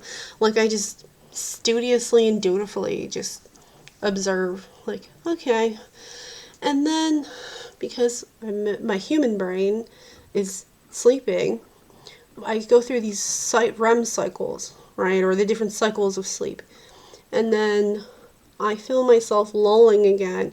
And I just start to fall back into the lull, and then I go into a dream, because the dream's playing in my brain. And I go into this space where the dream is happening. And I just kind of fall into it. And it's like this flow again. And then the being is like, nope, no you don't, no you don't.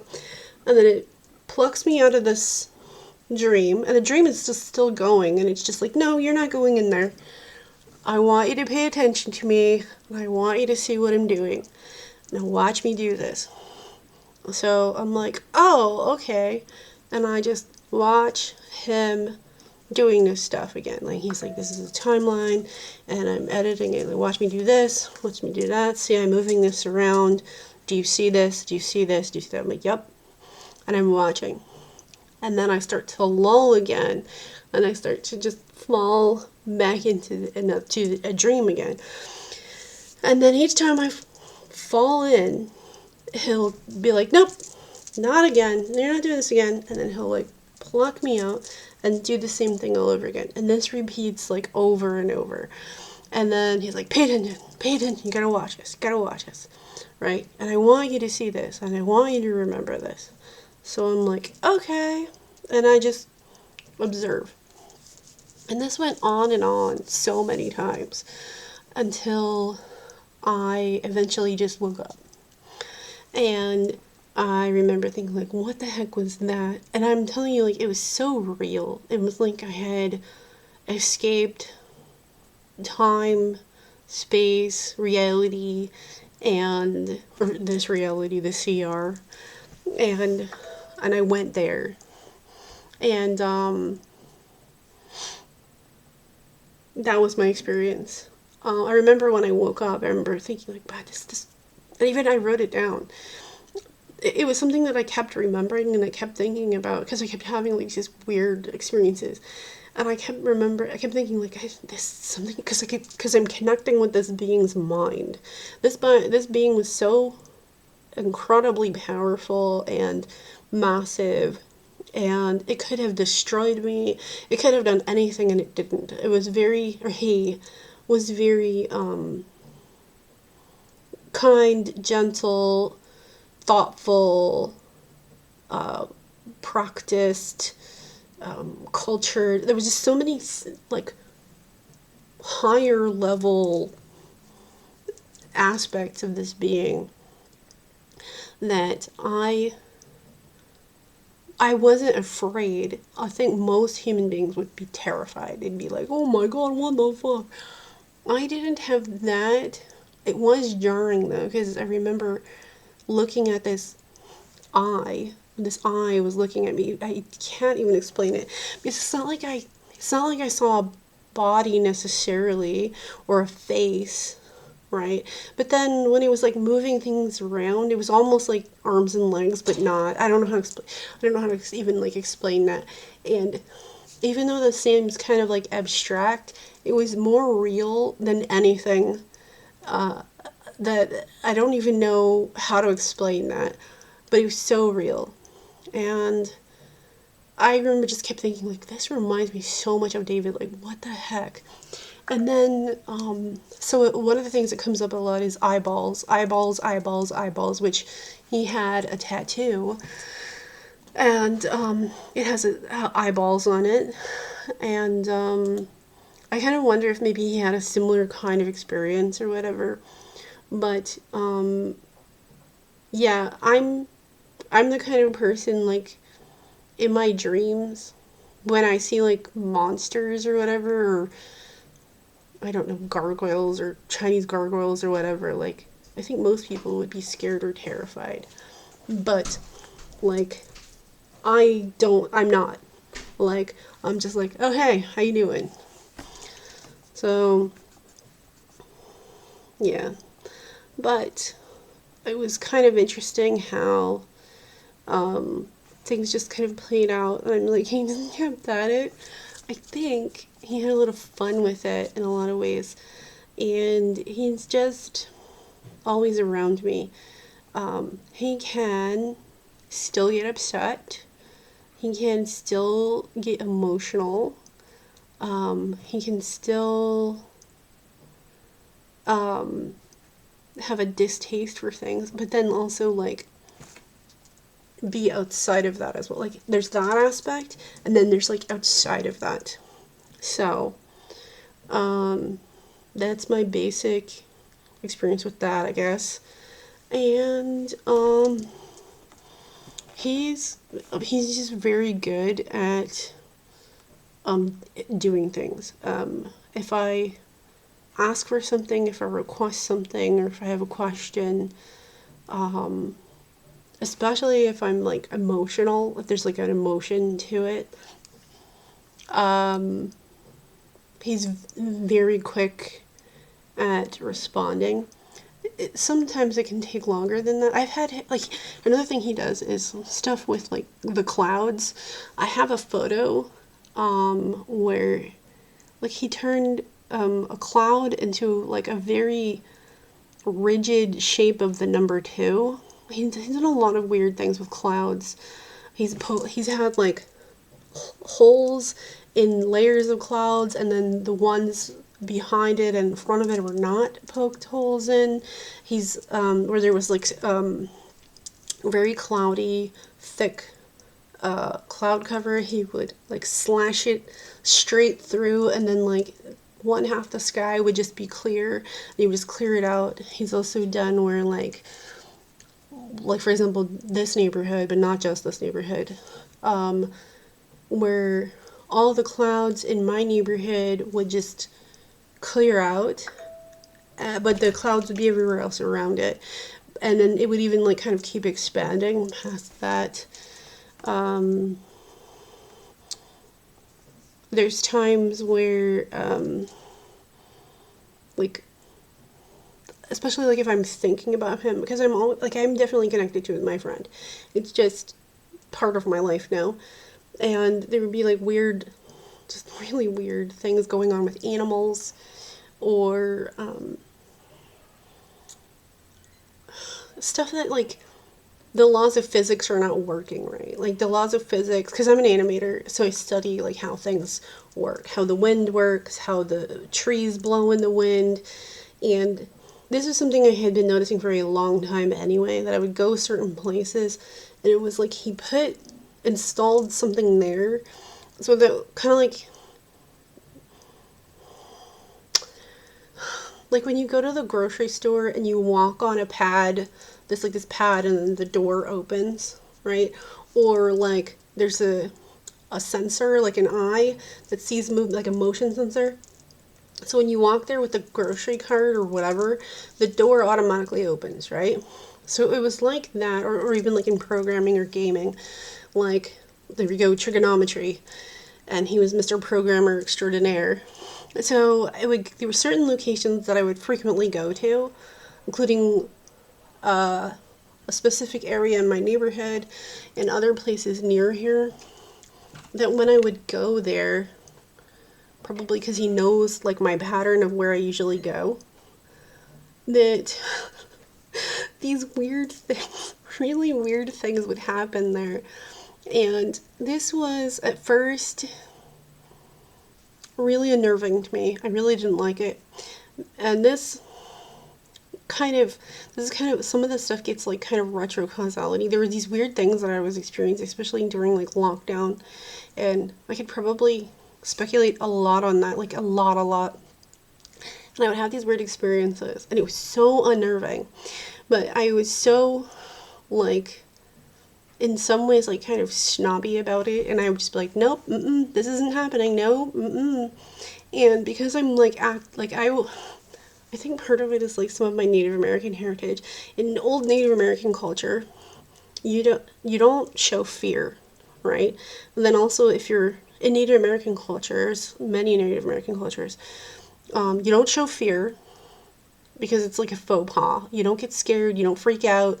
You just stay calm. You're supposed to, I think, you're supposed to stay like brave, right? Even if you are scared, you don't show it. And if you're interacting with a non-physical being like a spirit or whatever, you don't like show your fear, and you don't give it too much attention because you don't want it to like attach to you or follow you or whatever, right? And this has like always been a thing with me. And I would go to these certain areas, and I know exactly which spots right now, and there would be weird shit going on, like just so fucking weird, and it would freak me out.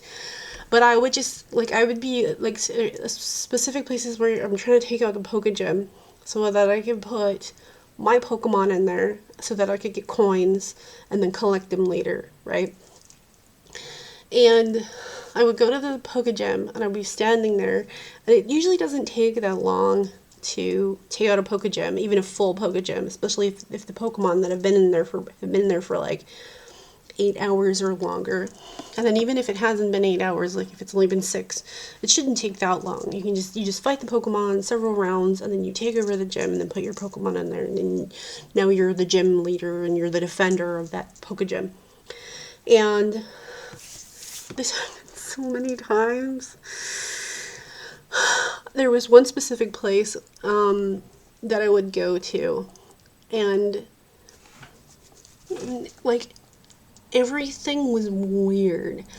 Like, I had this weird feeling that there's like somebody there, that there's something there, and there's things like moving around, and the physics of the wind, the physics of how the trees were blowing just was not working right, and I really don't like it because I like things to make sense. I like things to be more scientific, and because I'm an artist and I'm an animator and I've studied physics, when the wind blows, it should like make sense to how it's blowing, especially if you understand like aerodynamics and particle systems. And I studied, some 3D and programming and VFX and even traditional animation.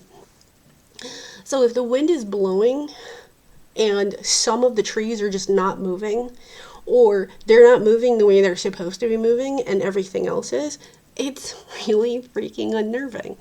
I've also had where in one instance, I could hear somebody walking there with very heavy footprints. I could tell it was a man, and I could tell that they were heavy and they were probably very tall, and that they probably had very big feet. And I could get into a whole long explanation as to why I know these things.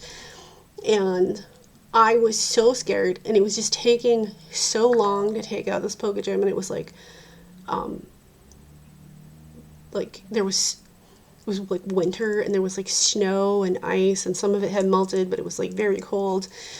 And I'm just like, why is this taking so long? This is taking too long. Like, I want to get the fuck out of here.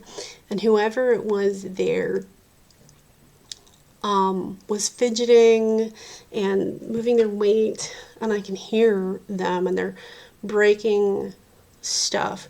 But all the leaves are gone, and I don't see anybody. Like, I'm really freaking out in my head. And because I'm so scared, I start to do what's called like posturing, and I just start to bluff, and I start yelling at whoever's there. I start calling them names. I start calling them a coward, and I'm just ripping into whoever is there because I'm so terrified, but I'm pretending I'm not. I'm just completely bluffing, and I'm yelling at this person. And I had a lot of very similar, like, weird experiences, just especially that year and the year before. And God, so unnerving. I finally took out the Poke Gem. I finally put my Pokemon in there, and it probably was only like a few minutes, like maybe 3 minutes, which to me felt like forever. And I'm just I'm trying to act like I'm a rabid, crazy woman because I'm so terrified. And I took out the Pokegem, I closed my phone, and then I started walking away. And as I'm walking away, I can hear the footsteps of whoever this is in the woods, even though I don't see anybody there. And there's no leaves, there's no foliage, right? And there's also like snow and ice everywhere, and some of it had melted and some of it was dripping, but it was not the sound of drips. It was the sound of like what sounded like a huge human male, right? And ironically, David is huge and male. And so I start walking away, and I can hear them walking on the other side of this hill as I'm going to where the traffic light is, and I'm pressing the button, and even though there's no traffic and I'm wanting it to change the light, I just start walking. I'm like, fuck this, and I start walking. I was so freaking terrified. Oh my god. But like whoever it was never came out or anything. And I had a string of these just weird freaking experiences like that.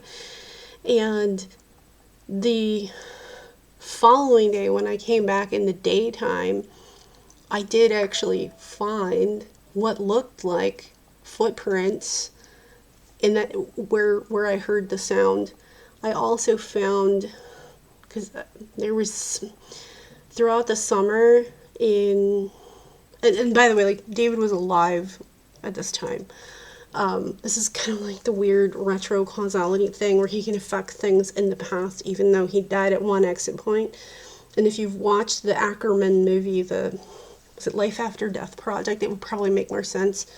Like you have an exit point in the timeline here, but just because he died here and you're moving this way, he could still go back and do other things. So I would perceive it in the timeline in real time. And I definitely had a lot of these weird experiences going back a few years that I couldn't understand, and I would always still think about it. And I'd be like, someday I want to find out what that was, because I had just started to, and this was even like before I started to study more in like reincarnation, soul trap, matrix stuff, and simulation theory. I had gotten into rewatching near-death experiences again because I had one, but I just didn't agree with all of their conclusions. And that's the thing with me, is I don't agree with their conclusions. This is kind of like another one of these interesting bonuses I have as a result of being friends with David, because he was born Jewish. And so a lot of the things that people just fall over and submit into is this Judeo-Christian thing. And it never worked on him, like A Course in Miracles and various other things, Joy for Jesus and whatever, because he was not born a Christian. And this was kind of one of those things that I really appreciate about him having been in my life, because I had this as like this counter point of view of things that I stupidly just fell in line with, right?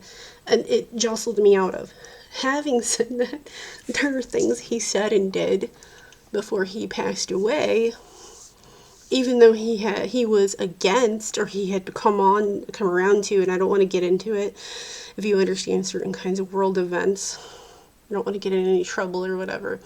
But the last episode that's up on Angry Human for his radio show on Rock and World Radio did not age very well.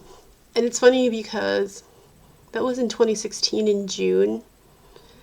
That episode did not age very well at all. But he said stuff in there so bad, just so bad. Oh my gosh. And he knows now. But even after that, he would flip-flop in and out of certain pro and anti for various things. And I was not copacetic in certain things, such as, well, genociding whole groups of people, or colonialist land grabs and so on, which he was usually copacetic with for most other things. And I had so many kinds of interesting conversations with him when he was alive because he was my friend. And that last episode did not age very well. There was a number of things that he had said on the last year of his Angry Human podcast, radio show, whatever, internet radio show, that did not, I don't think it aged very well at all. And I listened to that's the one that's there, that's listed as the last one. If I remember correctly, he actually still did a few more episodes after that, but they're gone, they're missing. Because sometimes some of the episodes would get deleted. I don't have any bad feelings towards him now. I'm not angry at him anymore. I'm not, like, it's just not there. I also feel like he doesn't. But when I re-listen to that episode, because he's around me all the time. He's just basically usually around me most of the time now. And if I'm thinking about him, he's like immediately there. He's probably, like right now, he's probably with me right now. So, I was out loud critiquing and counter-arguing a number of just very bad takes on so many things and so many contradictions and so many hypocritical things he had said in that episode that were just so... It did not age well. And I think this is kind of like the bias, because I was friends with him, I just kind of, like, I could disagree with him definitely, and he knows that. But I would just give him a pass on probably anything, because friendship is a bias.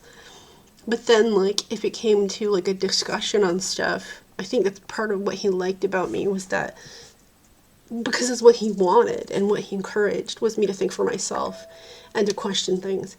And then, because I was doing that, he was not happy about it. But like I was saying about the whole Jimmy Dore thing, where I feel like now he has a different perspective on Jimmy Dore. Because he doesn't seem to dislike Jimmy Dore.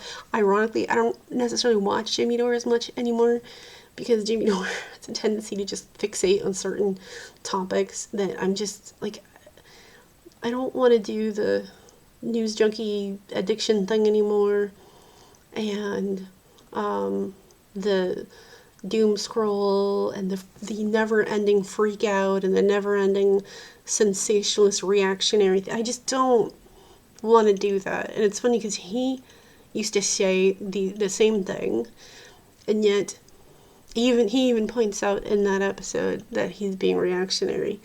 And that's kind of the problem, because he kept flip-flopping and friending me, unfriending me. And it hurt. It really did. It really hurt, like, a lot. I hated it. Because it was like, do you want me to lie to you? Do you want me to humor you? Do you want me to tell you what you want to hear? Or do you want me to be honest? Right? And persons like him hate you to humor him and hate you to lie to him. But then he also didn't want to engage in the conversation. And I don't know, maybe if he was being, like, kind of a little bit uppity, because, you know, he's Mr. I work at Yale. Although he would always try to, like, downplay it, like, oh, I have this gig at Yale. Right? But yeah, he's, still my favorite person. I still care about him, love this person so much. And I have this, like, connection, this bond with my friend. And, it just is what it is. He's not my gopher, he's not my genie in a bottle, but he can, not only affect and steer other people, he can do this with me. I can be very willful, and I can also refuse. I can also, not do what he wants. as well as him not do what I want. Because, friendship isn't about like forcing people to do things or make you do stuff. But when he had a strong, like he had a point to make, or he wanted me to learn, this is another thing, because he's always wanting me to learn stuff. He's always sending like information my way.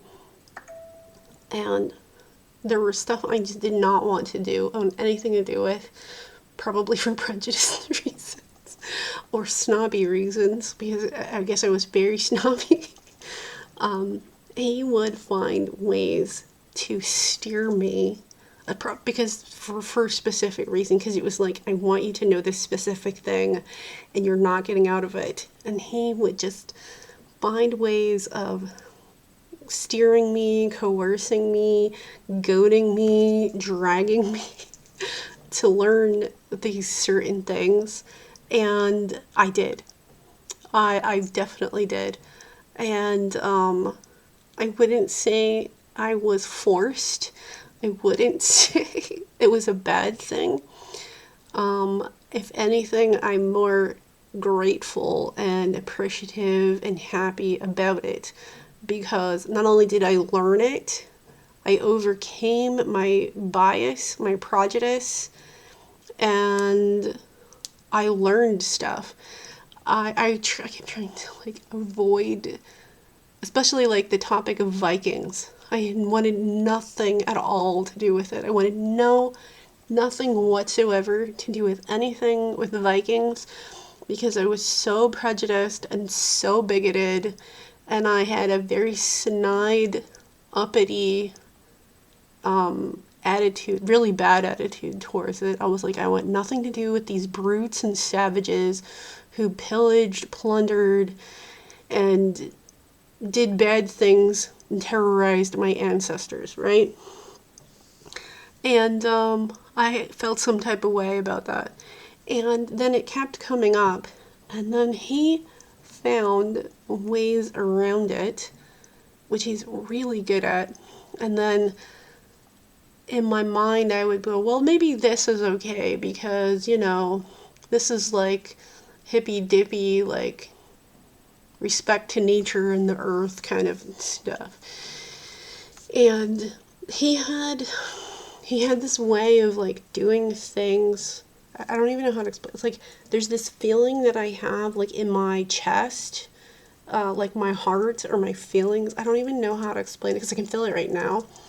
And when that happened, it was, I guess, easier for me to kind of be open to or even explore certain stuff. And when it came to music, I could feel and experience this mood, this certain thing, this certain experience. And I'm very glad that I went through that, because there is music now that I listen to a lot as a result of him doing this. And I couldn't even understand, I couldn't understand Norse. I couldn't understand like old Viking language or whatever. And I was very opposed to learning it. Next thing I know, like, he had me like sitting through like lectures of Tolkien languages, because literature is a thing with him. So yeah, it's been a lot. I have so many tabs in my browsers, because there's just so much information that he's sent my way that I haven't been able to digest it all, as well as other people trying to impose their will or monopoly of my time, my energy, make me do shit for them for nothing, and reap the benefits and take all the fucking credit. And I mean, like, so many people. There's a reason why I don't do indie films anymore with other indie filmmakers,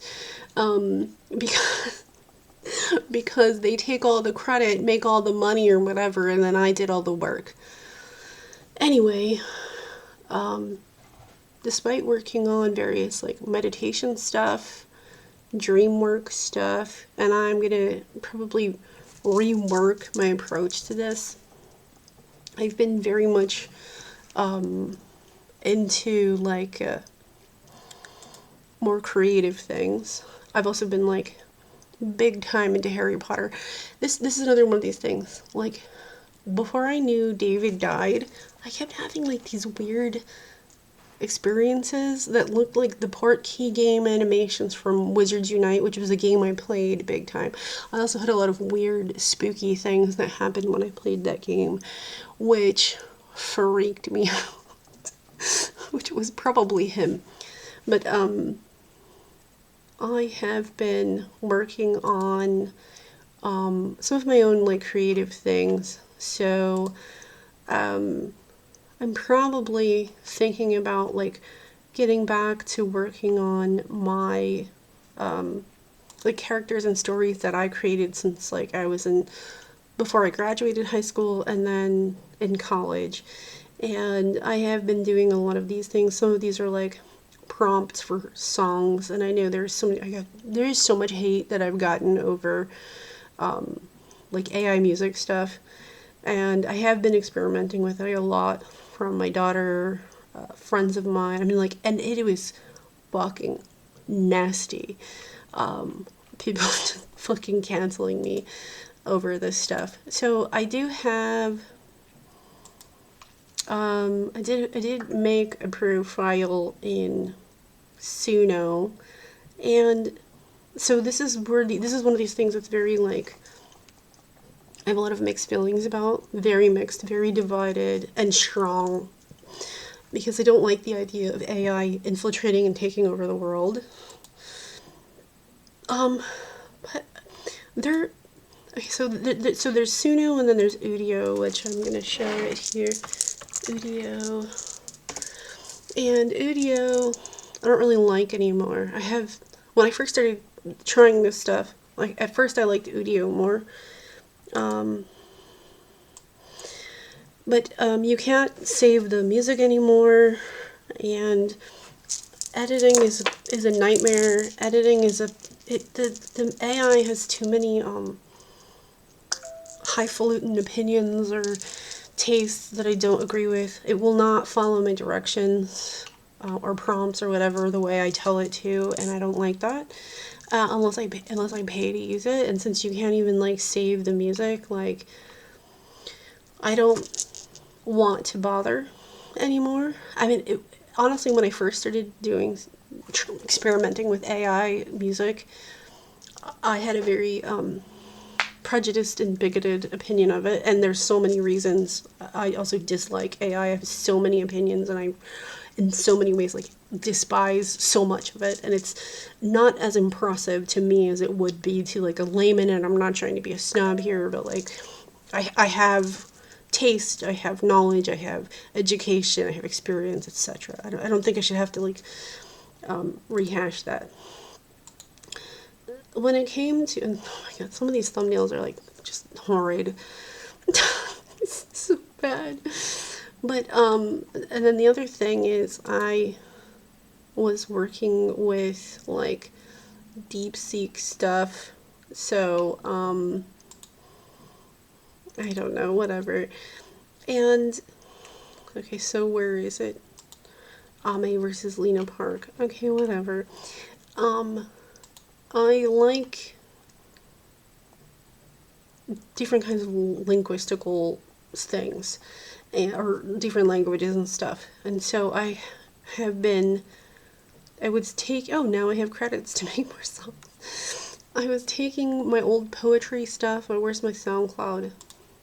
Just to show, I do have my old demo stuff, like demo not because it's good, just because like it was my concept. It's like this is 2016, but I swear I did this stuff in like 2015. There were things that I did, like these ones here, and where's the other ones?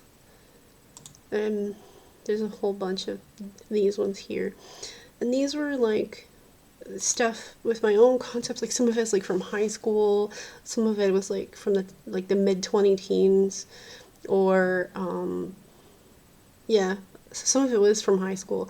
And you can also like upload your own vocal like recordings to the platform. And so the main thing with a lot of people is that this is evil and bad and unethical, and I know all of the reasons because it's so evil and it's so bad, and I'm a horrible, bad person for doing this and all that stuff. And I've had a bajillion really emotionally agitated, vicious tongue lashings from my own daughter about this stuff. So I already know the arguments. I also have a lot of just bad feelings, bad attitude, mixed feelings. And then I've also like done these things. I've done these experiments. Okay. I'm not 100% like, oh, it's amazing, you should all do it. However, the experimenting, I mean, it's not perfect either. The experimenting has been interesting. And then there's stuff like what you don't see, what no one tells you.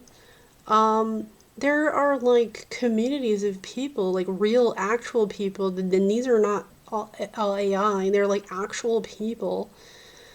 And it's like TikTok and Instagram, and they're like actual, real musicians with actual musical education, talent, vocal practiced vocal skills, and producers and so on. And it's not all just AI crap. So like that is a thing. Like this kind of stuff. So if it's so evil, why is that a thing? And I don't buy the argument that they're bad people or they're stupid or they're idiots, because you're clearly not dumb. There are so many videos about people who have read the TOS and the contracts and whatever of it. Then they even have this, the gift of a song. Apparently that's a thing. So if it wants to load. Did it crash? Whatever. Yes, I clean my registry all the time. Give the gift of a song this holiday season. Get inspired. So, is this like a culture thing? I don't know. Back in the day, on SoundCloud, there was this interactive thing with people who would like remix each other's stuff and like collaborate and whatever. I don't know how to feel about these things. It says hour last $5. Your first snowfall, I'll get it right next time. Are these just prompts or I don't freaking know. I don't know. Am I whitewashing this? No. If it's bad, it's bad. By the way, if we have a water shortage this year, I would definitely say cancel this stuff. Die. But ever since I have been taking my old music concepts, and I mean, like, I had this very emotional experience. I was crying when I heard the AI come up with stuff in the style that I asked, especially this platform, because it, like, I'm not a normie, and I don't necessarily like, love, or conform to whatever some CEO tells me the top 40 is supposed to be and I'm supposed to love because they want me to buy it. I live on a planet with billions of people, and I've always been like an indie music person. But the thing is, even regular music these days, it has a tendency to be AI incorporated. Like, it's not going away at all. It's just, it's here. We can't go backwards. It's just not going to happen. One of the ones, and this is because of David, I know it's because of David. That's a whole long story too.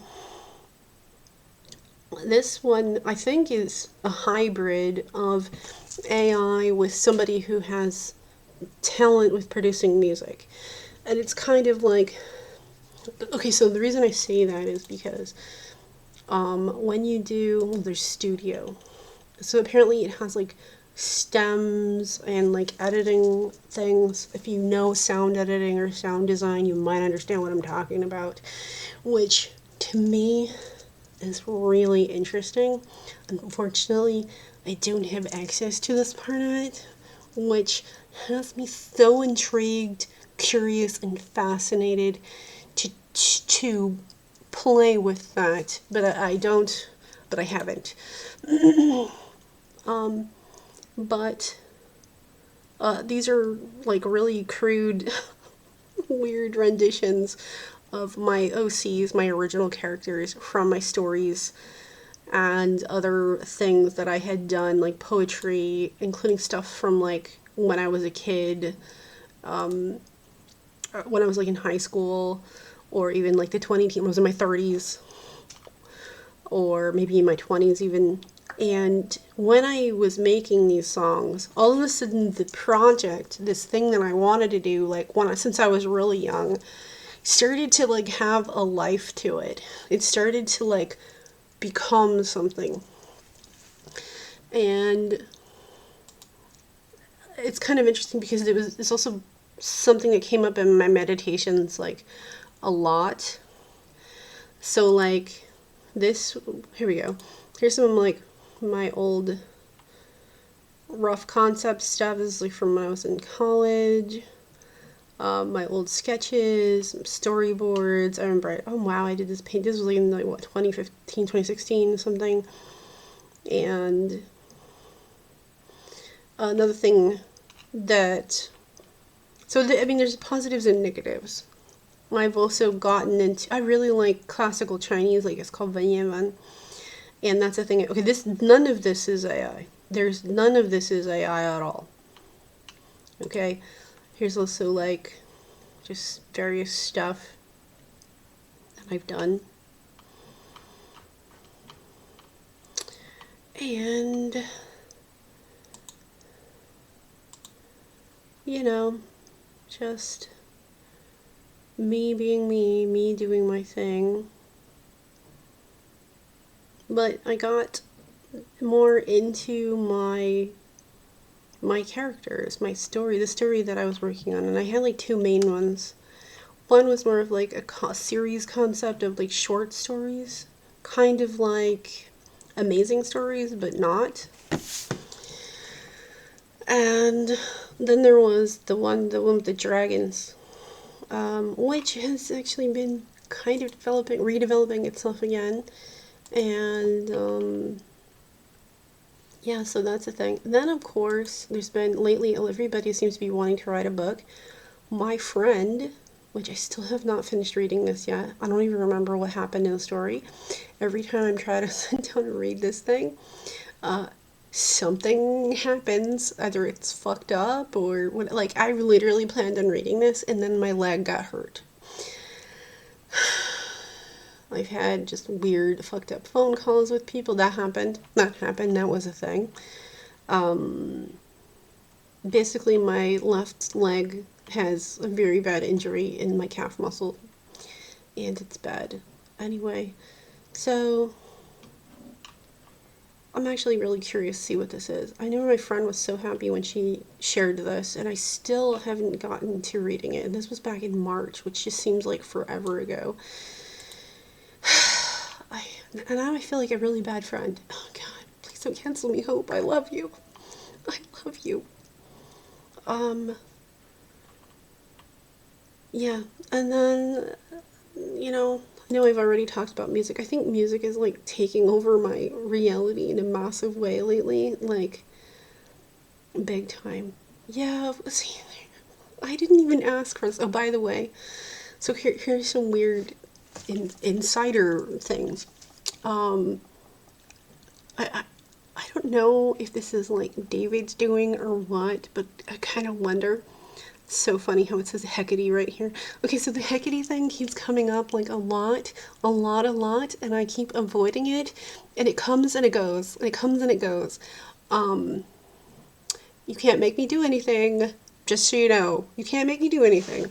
But yeah, the Hecate thing, if you know anything about Hecate or the posh cult people will say Hecate. It's Hecate, whatever. Or maybe you're more a posh witchy figure and you like to say Hecate or whatever. Hecate, it's Hecate. Whatever. Anyway, I'm not a Hecate person. This freaking thing is freaking. This is one of those things that comes up. I don't. What are the chances? There it is again. There it is again. You see this, right? You see these things? I did not do this. I did not do this. I did not do this. But here we go with the AI stuff. So at this point, and I blame it on David.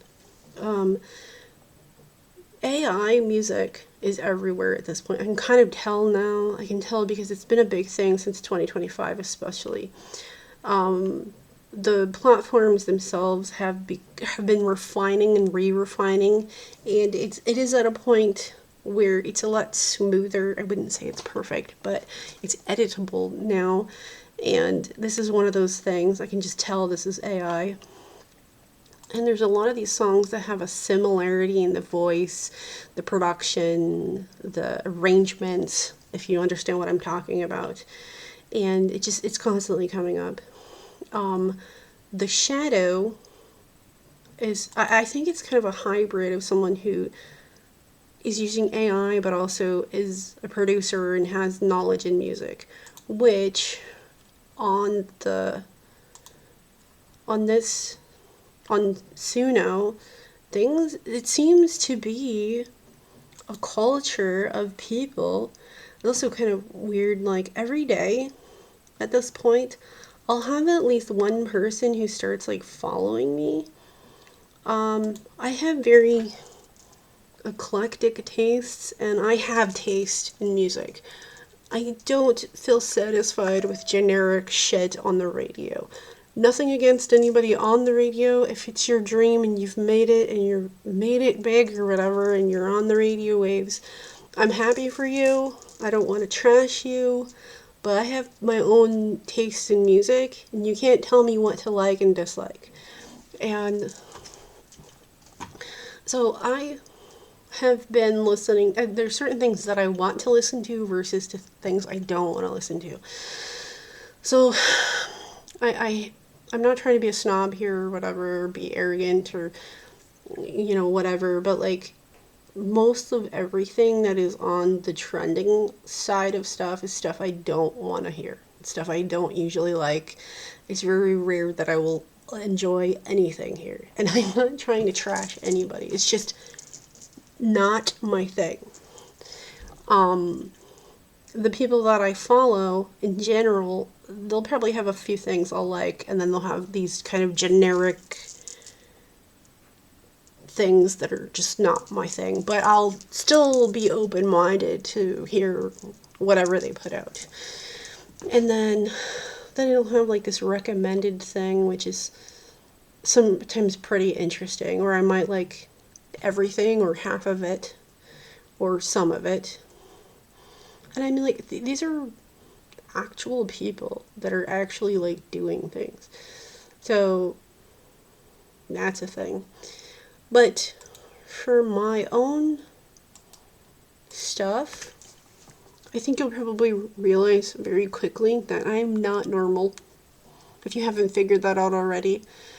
And I have things that I definitely like, because if something makes me feel a certain way and it feels good and I like it, and then there's the generic stuff that's the mainstream stuff that doesn't make me feel like that, I probably won't like it, or I'll only like tolerate it, or I'll be like okay with it, or I'll hate it. My daughter is usually like at the point where she hates everything mainstream. I'm not quite so prejudiced or bigoted, but I have been there. Okay, I have been there. A lot of people tell me to hate like mainstream contemporary music these days, and I agree with a lot of their reasonings. I don't have it in me to hate it. I just feel like that's just how it is. But I can listen to what I want. And when I was working on like the songs and stuff, the music and stuff, I wanted to know, like, how do I program this stuff?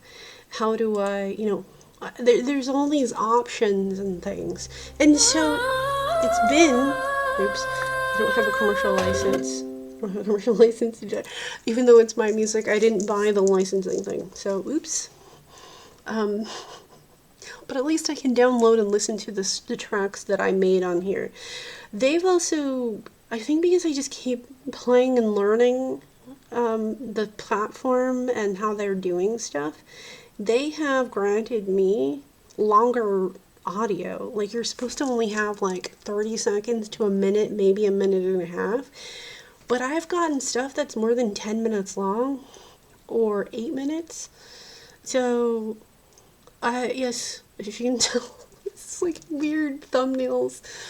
AI slop thumbnails. I have mixed feelings about it. Why is it always pink and magenta? Like, why? I hate it. I hate it. I don't like the pink. Why is it pink? Why is it pink? It should not be pink. I blame it on you, David. Why? Because I'm a girl, you're gonna make it pink? Pink and magenta. Please die. Please, no. Purple. Purple, please. That, and why do Chinese dragons keep having wings? I don't get it. Also, like, what the heck is this? What the hell? What the hell? But the actual, like, music and audio and the experimentation with it has been actually really fun a lot of times and interesting, especially since, like, I have very picky tastes. And I remember when I made, okay, so yes, I did some stuff in Persian. It's not that easy to do, like, Sufi music. First it made it like pop Anatolia, I don't know, which I also like. But the first thing I was trying to do was make Blümchen songs. Like, can I make a Blümchen song? Because I love Blümchen. I love Eurodance, like 90s high energy Eurodance in happy hardcore. I remember I slapped in my poetry into here from 1994, and when it spit out a Eurodance song or songs, I was shocked at, like, what it sounded like. It was just so weird and also very delightful of an experience. And then I tried doing, these are my, like, attempts at doing a Blümchen song, which didn't quite go the way I wanted. That was another thing I was having a lot of fun with and fixated on, although if you go to my audio page, at first that was kind of going well and better until it wasn't. I don't think I ever go back to audio because I think it sucks. There's so many things about this platform that I think really suck. Now, when they first started messing with it, it was more interesting. It just is so willful, and it has an attitude, and I can't even save my own freaking, yeah, see, download MP3.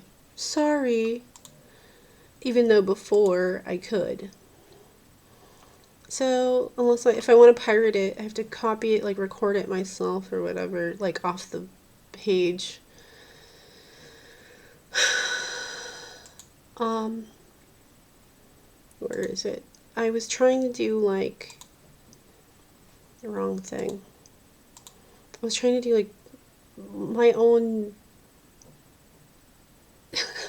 my own wannabe Blümchen songs.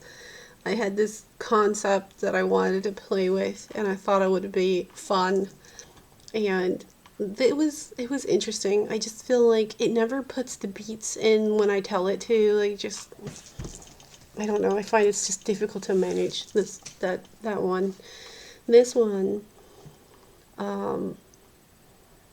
it's making, like, longer songs for me. Also, I've also uploaded, like, my own vocal recordings, which was also interesting.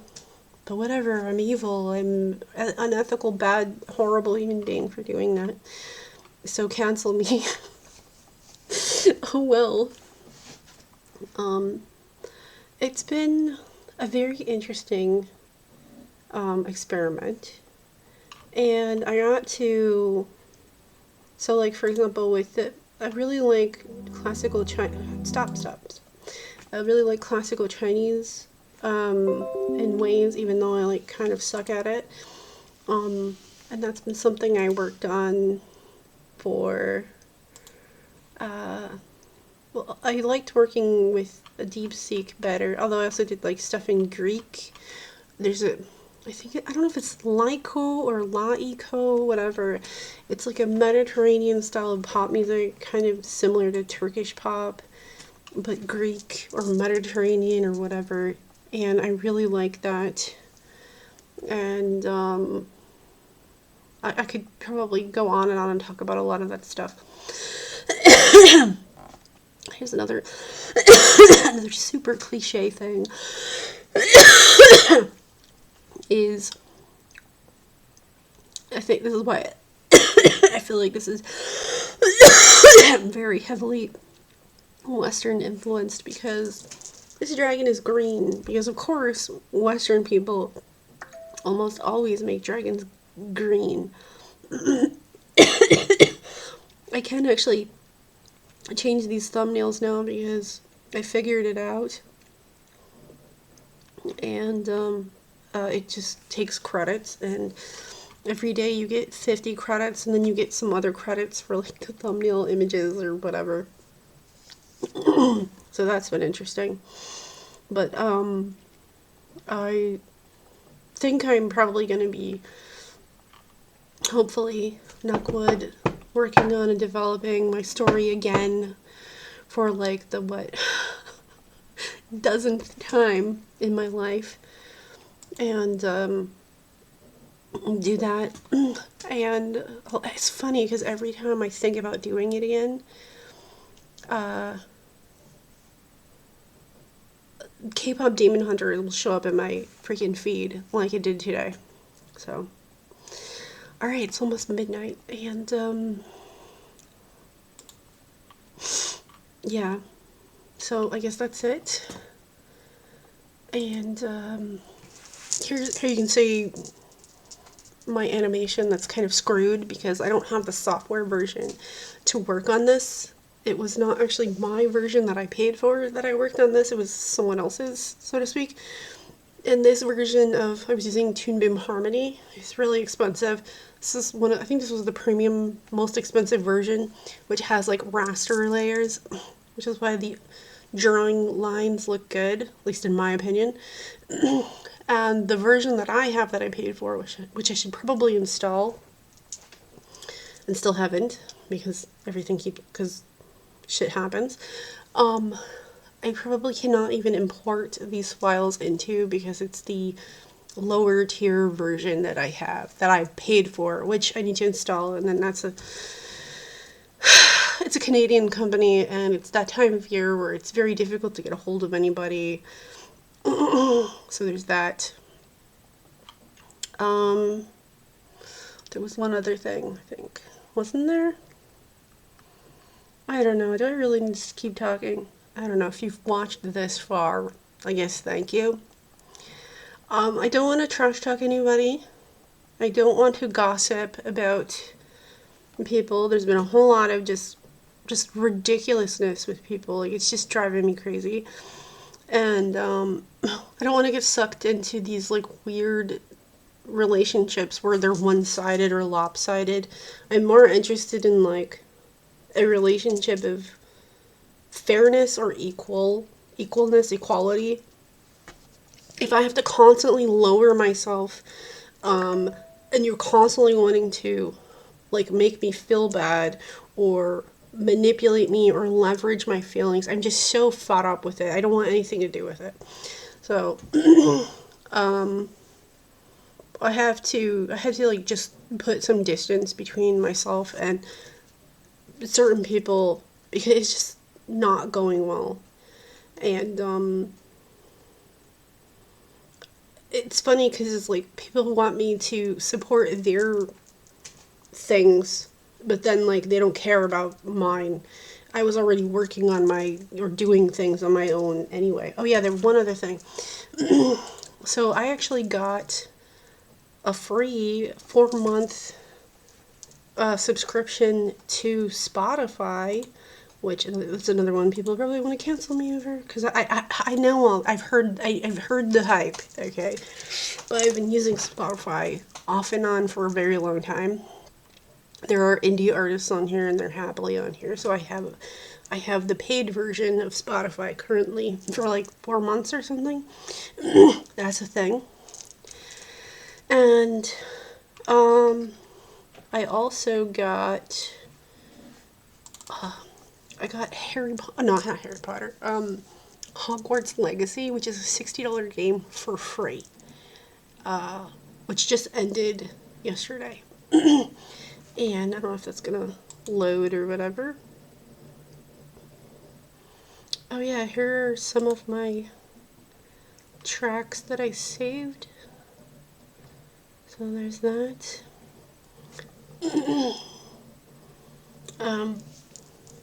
Just doing a little bit of gaming lately. On my PC. And this has been actually kind of fun.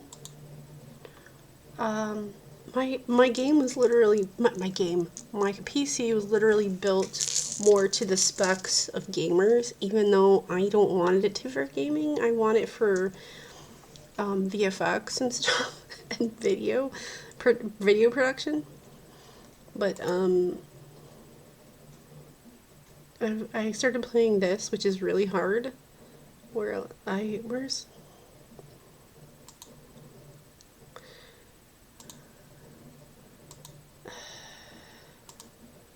the heck? Is it gonna show everything? Oh, here we go. There we go. No? Yes? This is not all. Where are all my games? Okay, so these are the games, but you can't see them. What the heck? Whatever. Oh no, is it gonna force a download? Yeah, it is. It's gonna force another download. Whatever. Oh yeah, and then these are my Unreal Engine thingamabobs. And, is this gonna show the games, please? And it's doing this again. Whatever. It's always something. Okay, so a few years ago, I was in and out of like 3D CGI stuff and VFX. Alright, is any of this gonna work?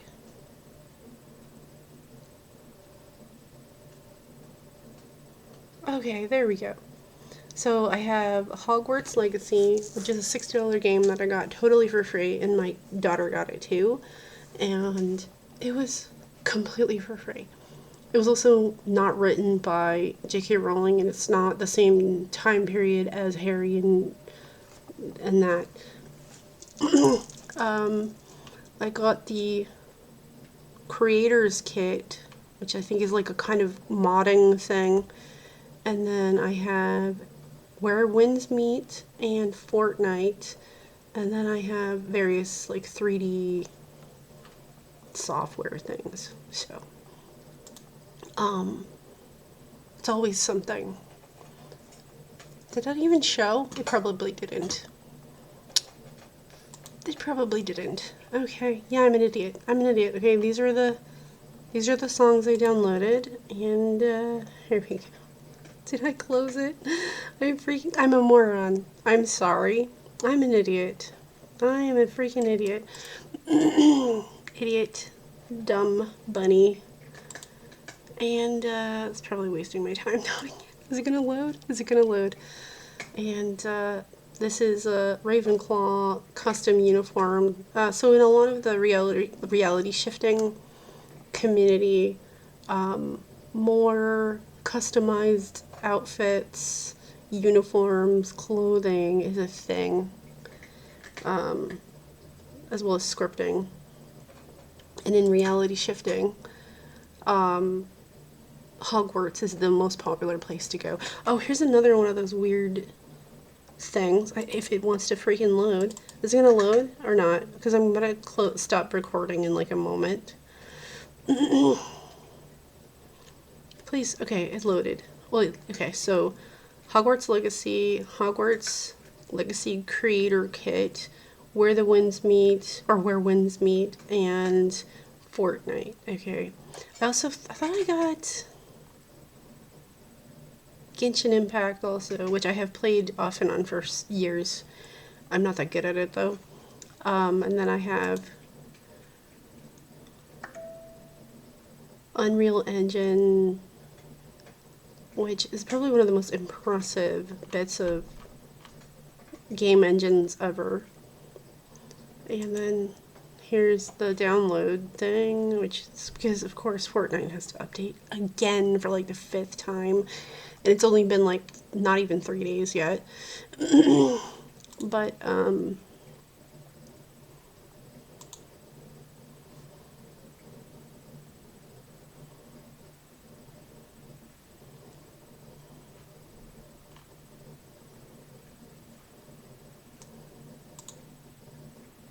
is it going to show the...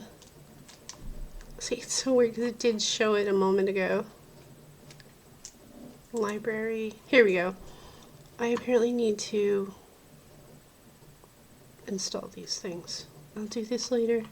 There's just so many things. I think I'm more interested in gaming at the moment, which will probably wear off because it usually does. Unfortunately, I can't really play Pokemon Go much because I'm injured, and that's really unfortunate because all the good stuff is happening right now. All right, I'm gonna end it now, and Paul, I apologize for my idiocy. So there's that.